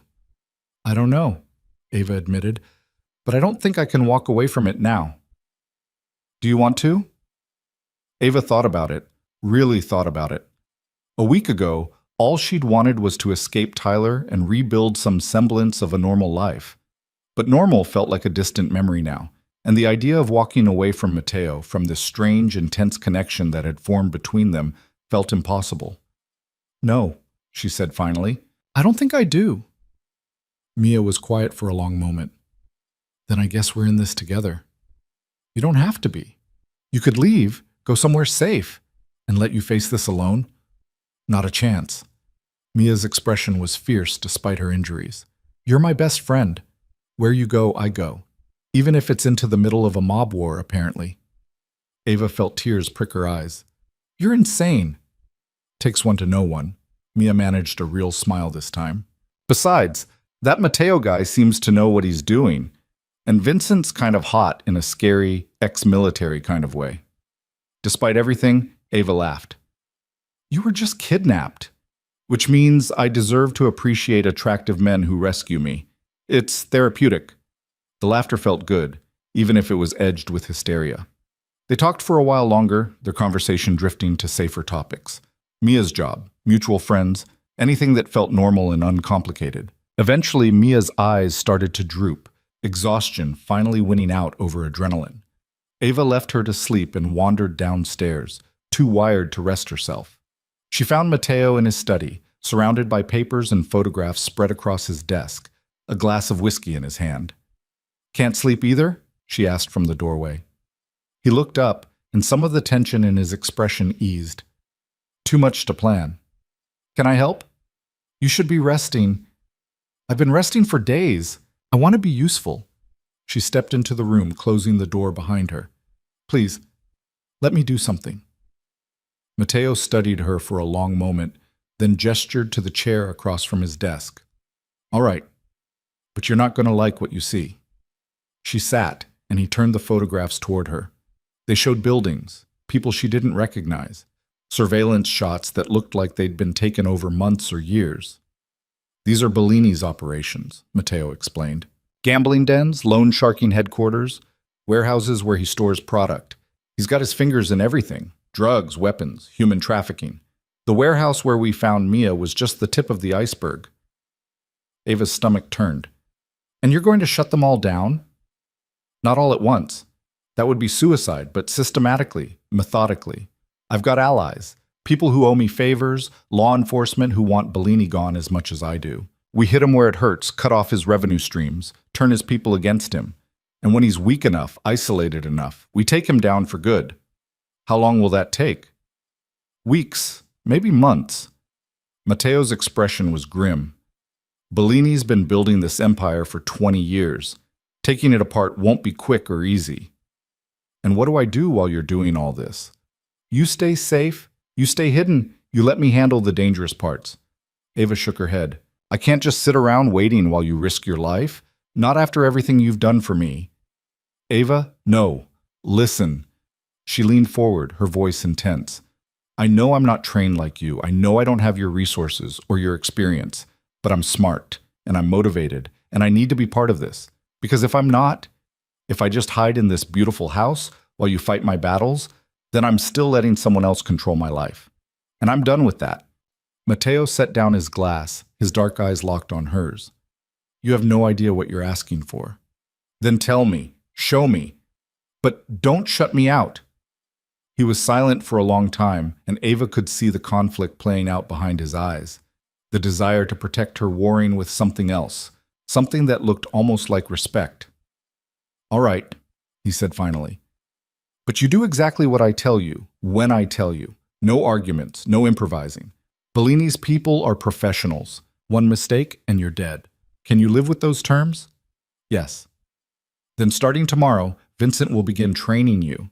Basic self-defense, situational awareness, how to recognize threats. You're going to learn how to protect yourself. And then? And then we'll see."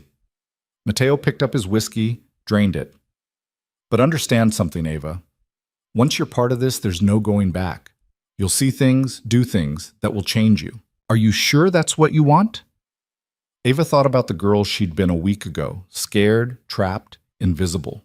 That girl was gone, burned away by fire and fear and the strange, fierce determination that had been growing inside her since the moment she'd asked a stranger for help. "I'm sure," she said. Matteo nodded slowly. "Then tomorrow, we start." The next 2 weeks passed in a blur of activity and transformation. Vincent proved to be a patient but demanding teacher, drilling Ava on defensive techniques until her muscles ached and her reflexes became sharp. He taught her how to read a room, how to spot exits and threats, how to move through crowds without drawing attention. "The goal isn't to make you a fighter," Vincent explained during one session, demonstrating how to break a wrist hold. "It's to make you aware, so if something goes wrong, you have options." Ava absorbed it all like a sponge, driven by equal parts determination and fear. Mia joined some of the sessions, recovering quickly from her ordeal with the resilience that had made her Ava's best friend in the first place. Meanwhile, Matteo's operation against Bellini moved forward with ruthless efficiency. Buildings mysteriously caught fire in the middle of the night. Shipments disappeared en route to their destinations. People who'd been loyal to Bellini for years suddenly found themselves arrested on charges that had been building in secret for months. Ava watched it all unfold from the safety of the estate, tracking the moves on Matteo's maps like pieces on a chessboard. And slowly, she began to understand the scope of what he'd built. Not just wealth and influence, but a network of allies and information that rivaled anything Bellini had. "You're not just a businessman, are you?" she asked him one evening, finding him alone in his study. Matteo looked up from the papers he'd been reviewing. "What do you think I am?" "I think you walk in two worlds, the legitimate one, where you own hotels and invest in real estate, and the other one, where you do whatever it takes to protect the people you care about. Does that bother you?" Ava considered the question. A month ago, it would have terrified her, but she'd seen what Matteo did with his power, how he used it to shield the vulnerable, to punish the predators, to create consequences for men who thought themselves untouchable. "No," she said. "It doesn't bother me. I think maybe it should, but it doesn't." Something shifted in Matteo's expression, a warmth breaking through the usual control. "You've changed since that night at the restaurant." "I had to." She moved closer, drawn by something she couldn't quite name. "The girl I was before. She couldn't survive in this world, so I became someone else." "And who are you now?" Ava met his eyes, saw herself reflected there, stronger, sharper, no longer afraid. "I'm still figuring that out." The air between them felt charged, heavy with unspoken things. Matteo stood slowly, closing the distance until they were only inches apart. "Ava," he said quietly, "this thing between us, I know." She did know, had felt it building for days, this pull that had nothing to do with gratitude or protection, and everything to do with the way he looked at her like she was brave instead of broken. "I can't promise you normal," Matteo continued, his voice rough. "I can't promise you safe. My life is complicated, dangerous. I don't want normal." The words came out fierce, certain. "I tried normal. Normal was Tyler convincing me I was worthless. This is the first time in years I felt like I matter." Matteo's hand came up to cup her face, his thumb tracing her cheekbone with unexpected gentleness. "You matter more than you know." She kissed him before she could think better of it, and he responded immediately, his arms coming around her, pulling her close. The kiss was fire and need, and the collision of two people who'd been orbiting each other for weeks, finally giving in to gravity. When they broke apart, both breathing hard, Matteo rested his forehead against hers. This complicates things, he murmured. Everything about us is already complicated. He laughed, a real laugh that transformed his face, made him look younger. Fair point. They stood there for a moment, wrapped in each other, the world outside forgotten. But reality had a way of intruding, and Matteo's phone buzzed with a message that made his expression harden. What is it? Ava asked. Bellini. Matteo's jaw tightened as he read. He's moving his base of operations, going underground. Is that bad? It means he's scared, and scared animals are the most dangerous kind. He looked at her, conflict clear in his eyes. I need to go. There's a meeting with some contacts who can help us track him. I'm coming with you. Ava, you said I could be part of this, so let me be part of it. Matteo studied her face, then nodded slowly. All right, but you stay close to me, and if I tell you to run, you run, understood? Understood. They left an hour later, Vincent driving while Matteo briefed Ava on who they were meeting, a former associate of Bellini's who'd grown tired of the violence and wanted out. The meeting was set at a small bar in a neighborhood that had seen better days, the kind of place where people minded their own business and didn't ask questions. Ava felt her pulse quicken as they entered, her training kicking in automatically. Exits marked, potential threats assessed, hands ready to move if necessary. The bar was dimly lit and sparsely populated, and the man they were meeting sat alone in a corner booth, hunched over a beer. Franco, Matteo said, sliding into the booth across from him. Ava sat beside Matteo, hyper-aware of every sound, every movement. Franco was older, weathered, with the kind of eyes that had seen too much. Romano, you've got balls showing up here. You called the meeting, because I'm done with Bellini's shit. But that doesn't mean I want to end up dead. Franco's gaze shifted to Ava. Who's she? Someone Bellini tried to hurt, Matteo said simply. She's with me. Franco grunted, took a long pull of his beer. Bellini's losing his mind. Ever since you started hitting his operations, he's been paranoid, violent, killed 2 of his own guys for looking at him wrong. Where is he? That's the thing. I don't know. He's moved locations 3 times in the past week. Only his inner circle knows where he is at any given time. Franco leaned forward. But I know where he's going to be tomorrow night. Matteo's eyes sharpened. Where? There's a shipment coming in. Big one.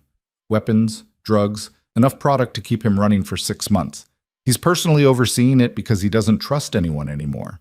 It's happening at the old Riverside docks, Warehouse 12. Time? Midnight. He'll have 20 guys with him, maybe more. It's your best shot at getting to him. Or your best shot at setting me up, Matteo said calmly. Franco's expression darkened. You think I'd risk my neck for Bellini after what he did to my nephew? The kid was just a driver, and Bellini had him executed for being 5 minutes late. He pushed a folder across the table. Everything you need is in there. Floor plans, guard rotations, entry points. Do what you want with it. But if you're going after him, tomorrow's your chance. Matteo took the folder without opening it. If this is a trap, it's not. I'm done with that life. I just want out. Franco stood, threw some bills on the table. Good luck, Romano. You're going to need it. He left, and Ava felt the tension in her shoulders finally release. Do you trust him? Not entirely, but the information checks out with what my people have been gathering. Matteo opened the folder, scanned the contents. This could work. Or it could be exactly what Bellini wants, Vincent said from where he'd been standing guard near the door. You walk into that warehouse, you might not walk out. Then we don't walk in. Matteo's expression was calculating. We draw him out. How? Ava asked. Matteo looked at her, and she saw the answer in his eyes before he spoke. We give him what he wants. Her stomach dropped. Me? Not really you, but he doesn't know that. Matteo's voice was calm, clinical, but there was something in his eyes that suggested this plan cost him more than he was letting on. We leak information that you're going to be at the docks tomorrow night. Make it look like you're trying to leave the city, that you've broken away from my protection. Bellini won't be able to resist. He'll come himself, bring his people, and when he does, we end it, Vincent finished. Ava's heart hammered. And when he figures out it's not really me? You'll be miles away, safe, with guards I trust. We'll use another decoy, someone trained, someone who knows the risks. Mateo's hand found hers under the table, squeezed gently. I won't put you in danger. Not again. She wanted to argue, to insist she could handle it, but she also knew her limitations. She'd learned to defend herself, but she wasn't ready for a war. Okay, she said, but I want to be on comms. I want to hear everything that's happening. Mateo hesitated, then nodded. Fair enough. They left the bar and drove back to the estate in tense silence, each of them processing what was coming. Tomorrow night would end this, one way or another. Either Bellini would fall or Mateo would, and Ava refused to consider the second possibility. Back at the estate, she found Mia in the library, curled up with a book, but clearly not reading. She looked up when Ava entered, and the question was clear in her eyes. Tomorrow, Ava said simply. It happens tomorrow. Mia set the book aside. Are you scared? Terrified. Good. That means you're smart. Mia stood, crossed to where Ava stood. But you're also the bravest person I know. And Mateo, he's not going to let anything happen to you. What if something happens to him? Then we'll deal with it, together. Mia pulled her into a hug. But I don't think you need to worry. That man is scary competent, and he cares about you. I see the way he looks at you. Ava pulled back. We kissed. Finally, Mia grinned. I was wondering how long you two were going to dance around it. This is insane, right? Falling for someone in the middle of all this chaos? Maybe. Or maybe it makes perfect sense. You're both broken people who found each other in the darkness. That's not insane. That's human. Ava wanted to believe her. Wanted to think that what she felt for Mateo was real and not just trauma bonding or gratitude dressed up as something deeper. But when she thought about losing him, about tomorrow going wrong, the fear that gripped her felt too raw, too visceral to be anything but real. I should try to sleep, she said, even though she knew it was futile. Good luck with that. Mia hugged her again. I'll be right here if you need me. Ava made it to her room, changed into sleep clothes, and lay in bed staring at the ceiling. Every time she closed her eyes, she saw the warehouse, saw Mateo walking into a trap, saw everything going wrong. A soft knock made her sit up. Come in. Mateo entered and without a word crossed to the bed and sat on the edge. Can't sleep either? Every time I try, I see tomorrow going wrong. It won't. You can't promise that. No, he admitted, but I can promise that I've survived worse, and I'm not planning to die tomorrow. Ava reached for his hand, laced her fingers through his. What happened with your sister? Did you ever find the man who killed her? Mateo's expression went distant, dark. I found him. 2 years after Sophia died, I tracked him down. He was living in Miami, using a different name, already working on destroying some other woman's life. What did you do? I made sure he could never hurt anyone again. The words were soft but absolute, leaving no doubt about what he meant. Ava should have been horrified. Instead, she felt a fierce satisfaction. Good. Mateo looked at her, something like surprise in his eyes. You mean that? Yes. Some people don't deserve second chances. He pulled her close, and she went willingly, curling into his side, feeling safe in a way she'd never felt with Tyler, in a way she wasn't sure she'd ever felt before. Stay, she whispered, just for tonight. Mateo didn't answer with words. He simply held her tighter, and together they lay in the darkness, two people bound by violence and survival and something that felt dangerously close to love, waiting for the dawn that would bring either freedom or devastation. Ava woke to find Mateo already gone, the space beside her cold, and for a moment panic seized her chest. Then she saw the note on the pillow, his handwriting sharp and efficient. Had to start preparations early. Vincent will bring you to the safe house by noon. Trust me, we'll end this today. M. She pressed the note to her chest, trying to slow her racing heart. Today. Everything came down to today. By the time she showered and dressed, the estate was buzzing with controlled chaos. Men she didn't recognize moved through the halls carrying equipment, speaking in low voices into phones and radios. Vincent found her in the kitchen, where Helen had laid out breakfast that Ava couldn't imagine eating. Ready? Vincent asked, his expression all business. As I'll ever be. Mia appeared in the doorway, already dressed, her face set with determination. I'm coming too. Mia? Ava started. Don't. Mia's tone left no room for argument. You're my best friend. I'm not sitting this one out. Vincent looked between them, then shrugged. Fine. But you both follow my instructions to the letter. No heroics, no improvising. Clear? They nodded in unison. The safe house turned out to be a nondescript apartment in a building 40 minutes from the docks, chosen specifically for its distance from the action and its multiple exit routes. Vincent settled them in the main room where a bank of monitors showed camera feeds from various angles around the warehouse district. Mateo's team is already in position, Vincent explained, pointing to different screens. We've got eyes on every approach. When Bellini shows, we'll know. Ava stared at the screens, her stomach in knots. Somewhere in that maze of warehouses and shipping containers, Mateo was setting a trap that could either end this nightmare or cost him everything. How long until it starts? Mia asked, settling beside Ava on the couch. Vincent checked his watch. The leak went out 2 hours ago. If Bellini takes the bait, he'll mobilize fast. Could be any time in the next 4 hours. 4 hours. An eternity and an instant all at once. Ava pulled out the earpiece Vincent had given her, the one that would let her monitor the communications between Mateo's team. She fitted it in place and immediately heard the low crackle of voices conducting final checks. Perimeter secure. Sniper positions confirmed. Decoy en route, ETA 15 minutes. And then Mateo's voice, calm and controlled. Everyone remember, we want Bellini alive if possible. He has information we need, but if it comes down to him or us, you know what to do. A chorus of acknowledgments followed. Ava closed her eyes, letting the sound of his voice ground her. He was in his element, commanding and confident.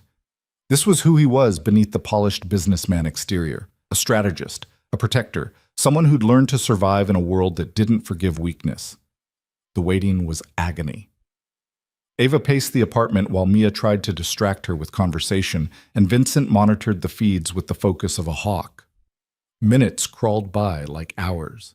Then, at 3:47 in the afternoon, everything changed. Movement on the east perimeter. One of Mateo's men reported over the comms. Multiple vehicles approaching. Count 6. No, 7 SUVs. Ava's heart jumped into her throat. She moved to the monitors, watching as the vehicles came into view, black and sleek and moving with purpose. That's them, Vincent said quietly. Bellini's convoy. On screen, the SUVs pulled up to Warehouse 12, and men poured out, easily 20 of them, all armed, all moving with military precision. And in the center of the group, protected on all sides, was a man Ava recognized from the photos Mateo had shown her. Rocco Bellini. He was younger than she'd expected, maybe 50, with silver-streaked hair and the kind of face that might have been handsome if it wasn't twisted with cruelty. He moved like someone who'd never known fear, who'd built an empire on the backs of broken people and never lost a night's sleep over it. Mateo, you seeing this? Vincent spoke into his own comms. Copy that. Mateo's voice was steady. Let them get inside. We want them contained. Ava watched as Bellini's men swept the warehouse, securing positions, setting up a perimeter. They were professionals, careful and thorough, but Mateo had known they would be. That's why his own people were hidden in places they'd never think to look, in the rafters behind false walls, in positions that had been prepared days in advance. The decoy arrived in a separate car, a woman who matched Ava's height and build, wearing similar clothes and a wig. Even on the grainy security footage, the resemblance was uncanny. She moved toward the warehouse entrance, playing her part perfectly, nervous, looking over her shoulder, exactly how Ava would have looked if she'd really been trying to run. She's good, Mia murmured. She's an undercover cop, Vincent said. Works with Mateo sometimes when their interests align. She knows what she's doing. Bellini emerged from the warehouse, flanked by guards, and even through the camera feed, Ava could see the predatory satisfaction on his face. He'd taken the bait completely. There you are, Bellini's voice came through the comms, picked up by the wire the decoy was wearing. The girl who's caused me so much trouble. I just want to leave, the decoy said, her voice shaking convincingly. Please, I'll disappear. You'll never hear from me again. Oh, I know I won't. Bellini moved closer. Because you're not going anywhere. Did you really think Romano could protect you? That he cared about anything other than using you to get to me? He saved me from Tyler. Tyler was a mistake. Sloppy, emotional, weak. I should never have worked with him. But you're leverage. And once Romano knows I have you, he'll come running. And then I'll kill you both and feed your bodies to the lake. On the monitors, Ava saw Matteo's men shifting into position, tightening the circle. But Bellini had positioned his own people strategically too, creating overlapping fields of fire that would make a frontal assault suicide. Matteo, it's a trap, Ava said urgently into her comms, knowing he could hear her even if he couldn't respond directly. He's expecting you to make a move. I know. Matteo's voice came back calm as ever, which is why we're not giving him what he expects. Before Ava could ask what that meant, the sound of helicopters filled the air, not Matteo's people. Police helicopters circling overhead, spotlights cutting through the growing darkness. Federal agents! A voice boomed over a loudspeaker. You are surrounded. Drop your weapons and come out with your hands up. Bellini's head snapped up, confusion and rage warring on his face. What the hell? On the monitors, Ava saw police vehicles blocking every exit, SWAT teams taking positions, a coordinated operation that had clearly been planned for months. Matteo, what did you do? Vincent asked, surprised for the first time since Ava had met him. What I should have done years ago, Matteo's voice came through. I gave the feds everything they needed to take Bellini down legally. Financial records, witness testimonies, evidence of every crime he's committed for the past decade. They've been building a case for months. I just gave them the perfect opportunity to execute it. Bellini was screaming at his men, ordering them to fight, to shoot their way out. But his people were already dropping weapons, hands going up as they realized how outgunned they were. Only the most loyal, or most stupid, kept fighting. Gunfire erupted, sharp cracks that made Ava flinch even 40 minutes away. She watched the monitors helplessly as chaos consumed the warehouse district. Bellini was trying to run, his remaining guards forming a protective shell around him as they fought toward one of the SUVs. Don't let him reach that vehicle, came a new voice over the comms, federal, authoritative. Romano, your people clear? Pulling back now, Matteo confirmed. Bellini's all yours. But Bellini wasn't done yet. As his guards fell around him, he grabbed the decoy, pressing a gun to her head, using her as a human shield. Back off, he screamed at the advancing agents. Back off, or I kill her. Ava's blood ran cold. The decoy was trained, but she was also human, and the fear in her eyes was real. Matteo, Ava whispered. I see it. His voice was tight now, the calm cracking. Bellini, let her go. This is over. It's over when I say it's over. Bellini was backing toward the water's edge, dragging the decoy with him. You think you've won? You think putting me in prison changes anything? I have people everywhere, in the courts, in the prisons, in every corner of the city. I'll be out in a year, and when I am, I'm coming for everyone you love, starting with that bitch Ava Collins. Something snapped inside Ava.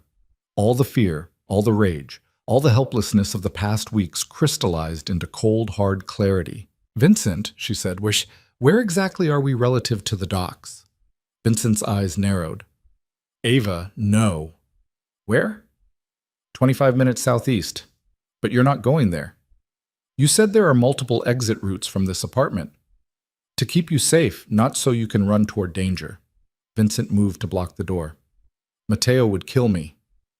Matteo's going to lose the decoy if someone doesn't do something, Ava said, her voice steady despite the fear coursing through her veins. Bellini wants me? Fine. Let's give him what he wants. Absolutely not, Mia said, grabbing Ava's arm. Have you lost your mind? Maybe. Ava looked at her best friend, saw the fear there, but also something else, trust. But I'm done hiding. I'm done letting other people fight my battles. This is different from self-defense training, Vincent said. This is a war zone. Then teach me what I need to know, fast. Ava's eyes were fierce, because I'm going with or without your help. But I'd rather go with it. Vincent and Mia exchanged a look, a whole conversation happening in silence. Then Vincent swore under his breath and grabbed his phone. Matteo's going to kill me, he muttered, typing rapidly. But you're right. Bellini wants you bad enough to give up his leverage if he thinks he can get the real thing. He looked up at Ava. You wear a wire, you wear a vest, and you do exactly what I tell you. And the second things go sideways, you run. Deal? Deal.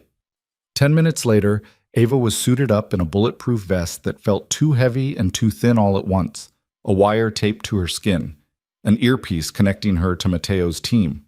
Mia had insisted on coming too, and Vincent had given up trying to argue with either of them. I've got a decoy of my own, Vincent said, still working his phone. Someone who can move the car close enough to make Bellini think you're approaching without exposing you too early. When he releases the cop to grab you instead, that's when we move. And if he doesn't release her? Then we improvise. Vincent met her eyes.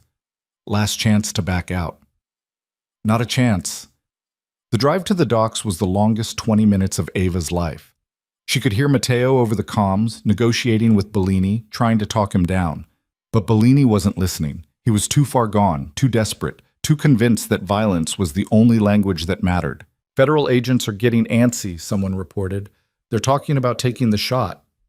Negative, Matteo said sharply. Too risky with the hostage. Then what's the play? Before Matteo could answer, Vincent's voice cut in. The play is already in motion. Matteo, I'm sorry, but she insisted. A long, terrible pause. Then Matteo's voice, barely controlled. Vincent, tell me you didn't. She made a compelling argument. Where is she? 2 minutes out. Ava could hear Matteo breathing hard over the comms, could practically feel his rage and fear. Ava, if you can hear me, turn around, now. She pressed the button Vincent had shown her, opening her mic. I'm not turning around. God damn it. He wants me, Matteo, so let's end this, once and for all. Another long silence. Then quietly, if anything happens to you, it won't, because you're going to make sure it doesn't. She tried to sound more confident than she felt. I trust you. The car pulled up to a position Vincent had scouted earlier, close enough to be visible but far enough to give Ava a chance if things went wrong. She could see the warehouse now, the flashing lights of police vehicles, the dark water of the lake beyond, and in the center of it all, Rocco Bellini, still holding the decoy at gunpoint. Vincent, get ready to move her in, Matteo said, his voice all business now, emotion locked away. On my signal. Ava's door opened, and she stepped out into the cold night air. Spotlight swung toward her, and suddenly she was illuminated, exposed, every eye on her.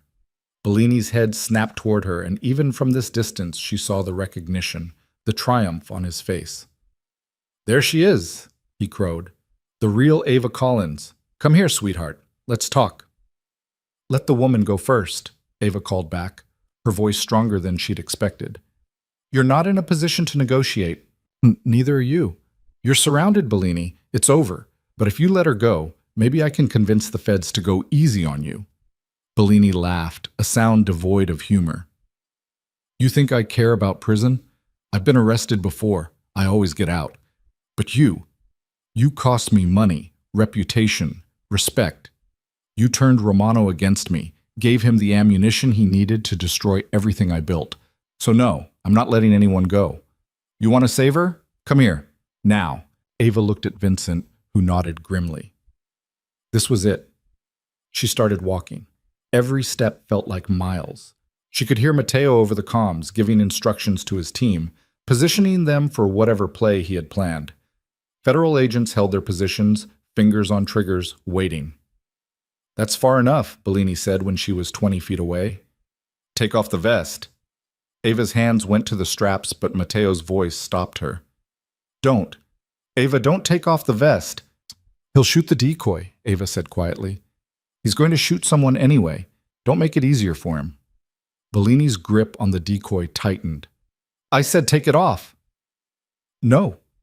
The word came out before Ava could second guess it. You want me? Fine.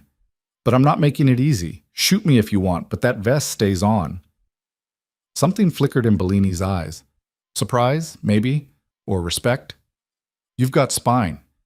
I can see why Romano likes you. Let her go, Bellini. Matteo's voice came from somewhere in the darkness, amplified but directionless. This is between you and me. It always has been. Then show yourself, Romano. Stop hiding in the shadows like a coward. Not until you release the hostage. A standoff. Seconds ticked by, feeling like hours. Ava could see the calculations running behind Bellini's eyes, the desperation of a man who'd run out of options. Then everything happened at once. The decoy went limp suddenly, dead weight in Bellini's arms, using a technique Ava recognized from her training. Bellini's grip loosened for just a second, and the decoy twisted free, dropping and rolling away. Bellini's gun swung toward Ava. She dove sideways as the shot rang out, felt the impact against the vest like a sledgehammer to her chest. Pain exploded through her ribs, but the vest held. More shots from every direction. Federal agents moved in, Mateo's team converging. Ava hit the ground hard, the breath knocked from her lungs. Through the chaos, she saw Mateo emerge from behind a shipping container, moving with lethal purpose toward Bellini. Two of Bellini's remaining guards tried to intercept him, and Mateo put them down with brutal efficiency, each movement precise and controlled. Bellini was backing toward the water's edge, still firing wildly, hitting nothing. His face was twisted with rage and fear, the mask of control finally shattered. "This isn't over!" he screamed. "It's never over!" "Yes," Mateo said, closing the distance. "It is." He hit Bellini with a tackle that sent them both to the ground, the gun skittering away. They fought like animals, all pretense of civility gone, just two men trying to destroy each other. Ava pushed herself up, ignoring the screaming pain in her ribs, and saw Bellini get the upper hand, his hands closing around Mateo's throat. Without thinking, she grabbed the fallen gun, her hands shaking but steady enough. "Bellini!" He looked up, saw her pointing the gun at him, and actually smiled. "You don't have the guts. You tried to kill my best friend. You tried to kill me. You've destroyed countless lives and walked away clean every time." Ava's finger tightened on the trigger. "You're wrong. I absolutely have the guts." For a moment, she genuinely considered it. Considered ending him right there, making sure he could never hurt anyone again. The temptation was overwhelming, but then Mateo's voice cut through the haze. "Ava, don't. He's not worth it." She looked at Mateo, saw him still pinned beneath Bellini, but also saw the certainty in his eyes. He'd killed before, she knew that. But he was telling her she didn't have to. That she could choose differently. Federal agents swarmed in, pulling Bellini off Mateo, forcing him to the ground, reading him his rights. The gun felt heavy in Ava's hands, and she slowly lowered it, let it drop. Then Mateo was there, pulling her into his arms, his hands running over her to check for injuries. "Are you insane? You could have been killed." "But I wasn't." Ava's legs were shaking now, adrenaline crash hitting hard. "Is it over? Really over?" "Yeah." Mateo held her tighter. "It's over." Around them, police were securing the scene, paramedics rushing to check casualties. The decoy was already up and talking to federal agents, apparently unharmed. Vincent appeared with Mia, both of them looking shaken but whole. "You're completely crazy," Mia said, wrapping Ava in a careful hug that avoided her injured ribs. "But I've never been more proud of you."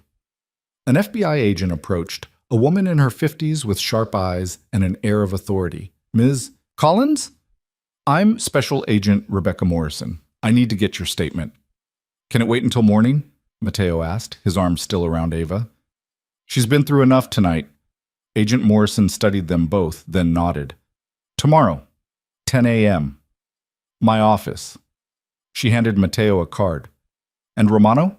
We're going to need to have a long conversation about your methods." "Looking forward to it," Mateo said dryly. As the agents led Bellini away in handcuffs, he turned back one last time, his eyes finding Ava. "This isn't over," he called out. "I'll get out. I always get out." Agent Morrison smiled, cold and satisfied. "Not this time. We have 23 counts against you, including kidnapping a federal officer. You're looking at life without parole." She leaned closer to Bellini. "You should have stayed in your lane, Rocco. Coming after Romano's people was your biggest mistake." They dragged him away, still screaming threats, and Ava felt something inside her finally unclench. It was really over. Bellini was caught. Tyler was out of her life. The nightmare that had started with a desperate hand signal in a restaurant had finally reached its end. Mateo drove them back to the estate as dawn started breaking over the city, painting the sky in shades of pink and gold. Ava sat in the front seat, Mia and Vincent in the back, all of them quiet, processing. "What happens now?" Ava asked finally. Mateo glanced at her. "Now you get your life back, a real one. not the cage Tyler built or the hiding we've been doing. You get to decide what comes next. What if I don't know what that looks like yet? Then you figure it out. Take your time, but you don't have to figure it out alone. His hand found hers, fingers interlacing. If you want company. Ava looked at their joined hands, thought about everything they'd been through, everything they'd survived. A month ago, she'd been invisible, trapped, drowning. Now she was something else entirely, stronger, sharper, changed in ways both terrible and necessary. I'd like that, she said quietly. Company. The next few weeks passed in a blur of statements and depositions, legal proceedings and media coverage. Bellini's arrest made national news, his empire crumbling as associates turned on each other, trying to save themselves. Tyler disappeared from Chicago entirely, his father cutting him off after the full extent of his involvement came to light. Ava found a new apartment, her own place, chosen by her, paid for with money from a job she'd landed at a nonprofit that helped domestic violence survivors. It felt right, using her experience to help others who were where she'd been. Mia moved into a place 2 floors down, close enough to be there when needed, but far enough to give Ava space to rebuild herself. They had dinner together most nights, processing everything that had happened, planning futures that finally felt possible. And Matteo was a constant presence, but never an overwhelming one. He gave Ava space to breathe, to figure out who she was without fear dictating her choices. But he was always there when she reached for him, solid and certain and real. 3 months after Bellini's arrest, Ava woke in Matteo's bed, a rare morning when she'd stayed over, slowly learning to share space with someone without panic. She found him already awake, propped on one elbow, watching her with an expression she was learning to recognize. "What?" she asked, self-conscious.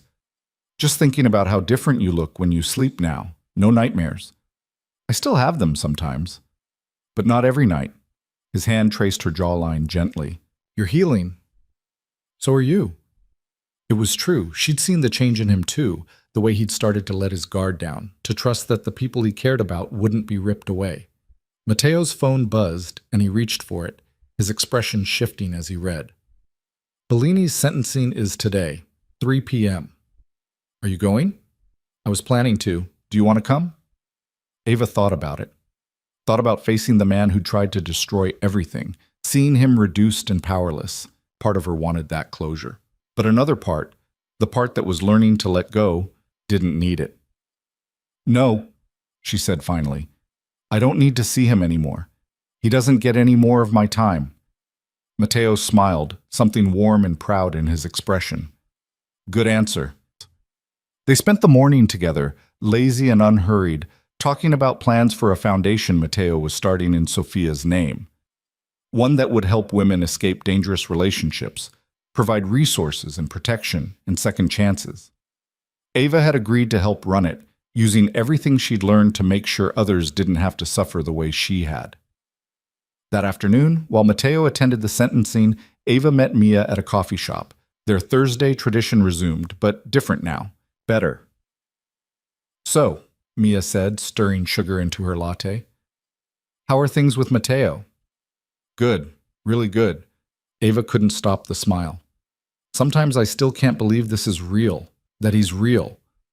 He's real, and he's completely gone for you. Everyone can see it.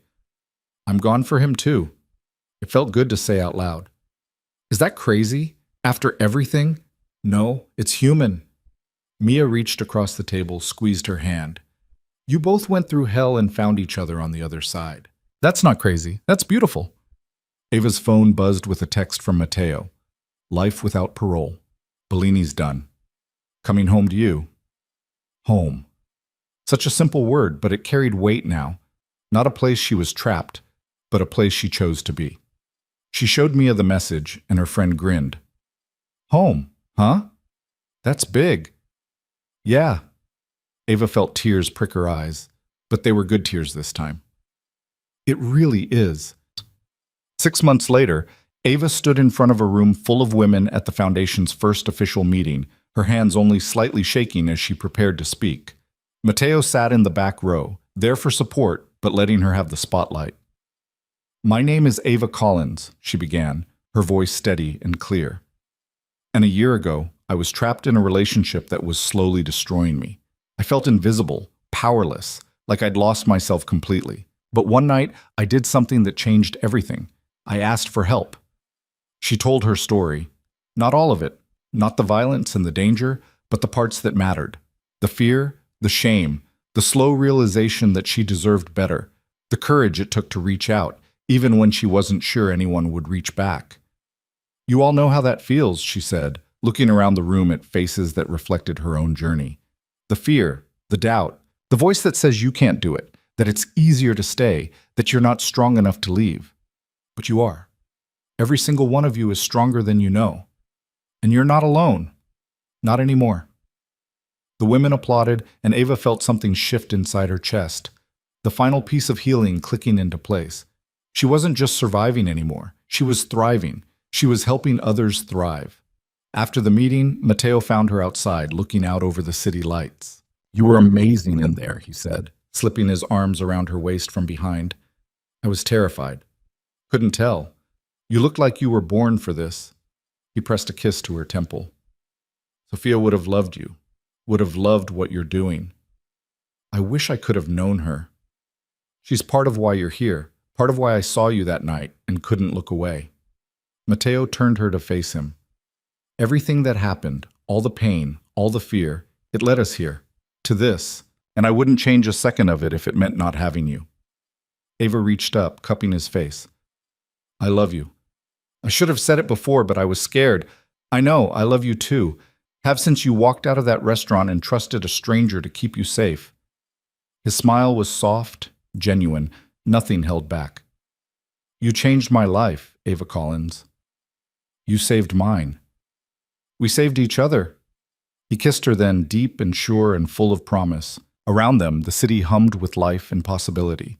Somewhere in that sprawl, Tyler was rebuilding whatever life he could, far from Chicago and everyone he'd hurt. Bellini was in a cell, his empire nothing but memory and ash. And Ava was free. Not the fragile, tentative freedom of those first days, always looking over her shoulder, waiting for the other shoe to drop. But real freedom, the kind that came from knowing she was strong enough to fight for herself, smart enough to ask for help when she needed it, brave enough to choose love even after everything she'd survived. She pulled back from the kiss, looked into Matteo's dark eyes, and saw her future reflected there. Not perfect, not without challenges, but real and hers and chosen freely. Take me home, she said. Always. They walked together through the Chicago night, two people who'd met in darkness and found light in each other, proof that sometimes the worst moments of our lives are just the beginning of something better. That asking for help isn't weakness, but the bravest thing you can do. That the right person won't try to make you smaller. They'll stand beside you while you remember how to be strong. Ava Collins had started as a woman hiding fear behind a calm face, invisible and slowly suffocating. She'd become someone who stood up in front of rooms full of strangers and told them they deserved better, who ran a foundation dedicated to making sure no one else had to suffer alone. And Matteo Romano had started as a man defined by control and distance, armored against loss. He'd become someone who chose to stay, to trust, to let himself feel again. Together, they'd built something neither could have imagined that first night in the restaurant. Not just survival, but a life worth living. Not just protection, but partnership. Not just escape from darkness, but a choice to walk into the light, hand in hand, ready for whatever came next. The hand signal that had started it all, that desperate plea for help, had been answered by someone who understood what it meant to need saving. And in saving her, Matteo had saved himself too. That's how these stories go sometimes. Not with grand gestures or perfect endings, but with small acts of courage that ripple outward, changing everything. With strangers who choose not to look away. With broken people who find each other and decide that together they can be whole.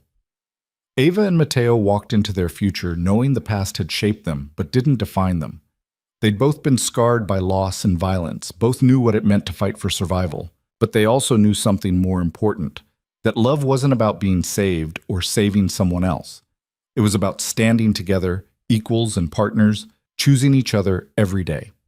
As they reached Matteo's car, Ava paused and looked back at the foundation building, its windows glowing warm against the night.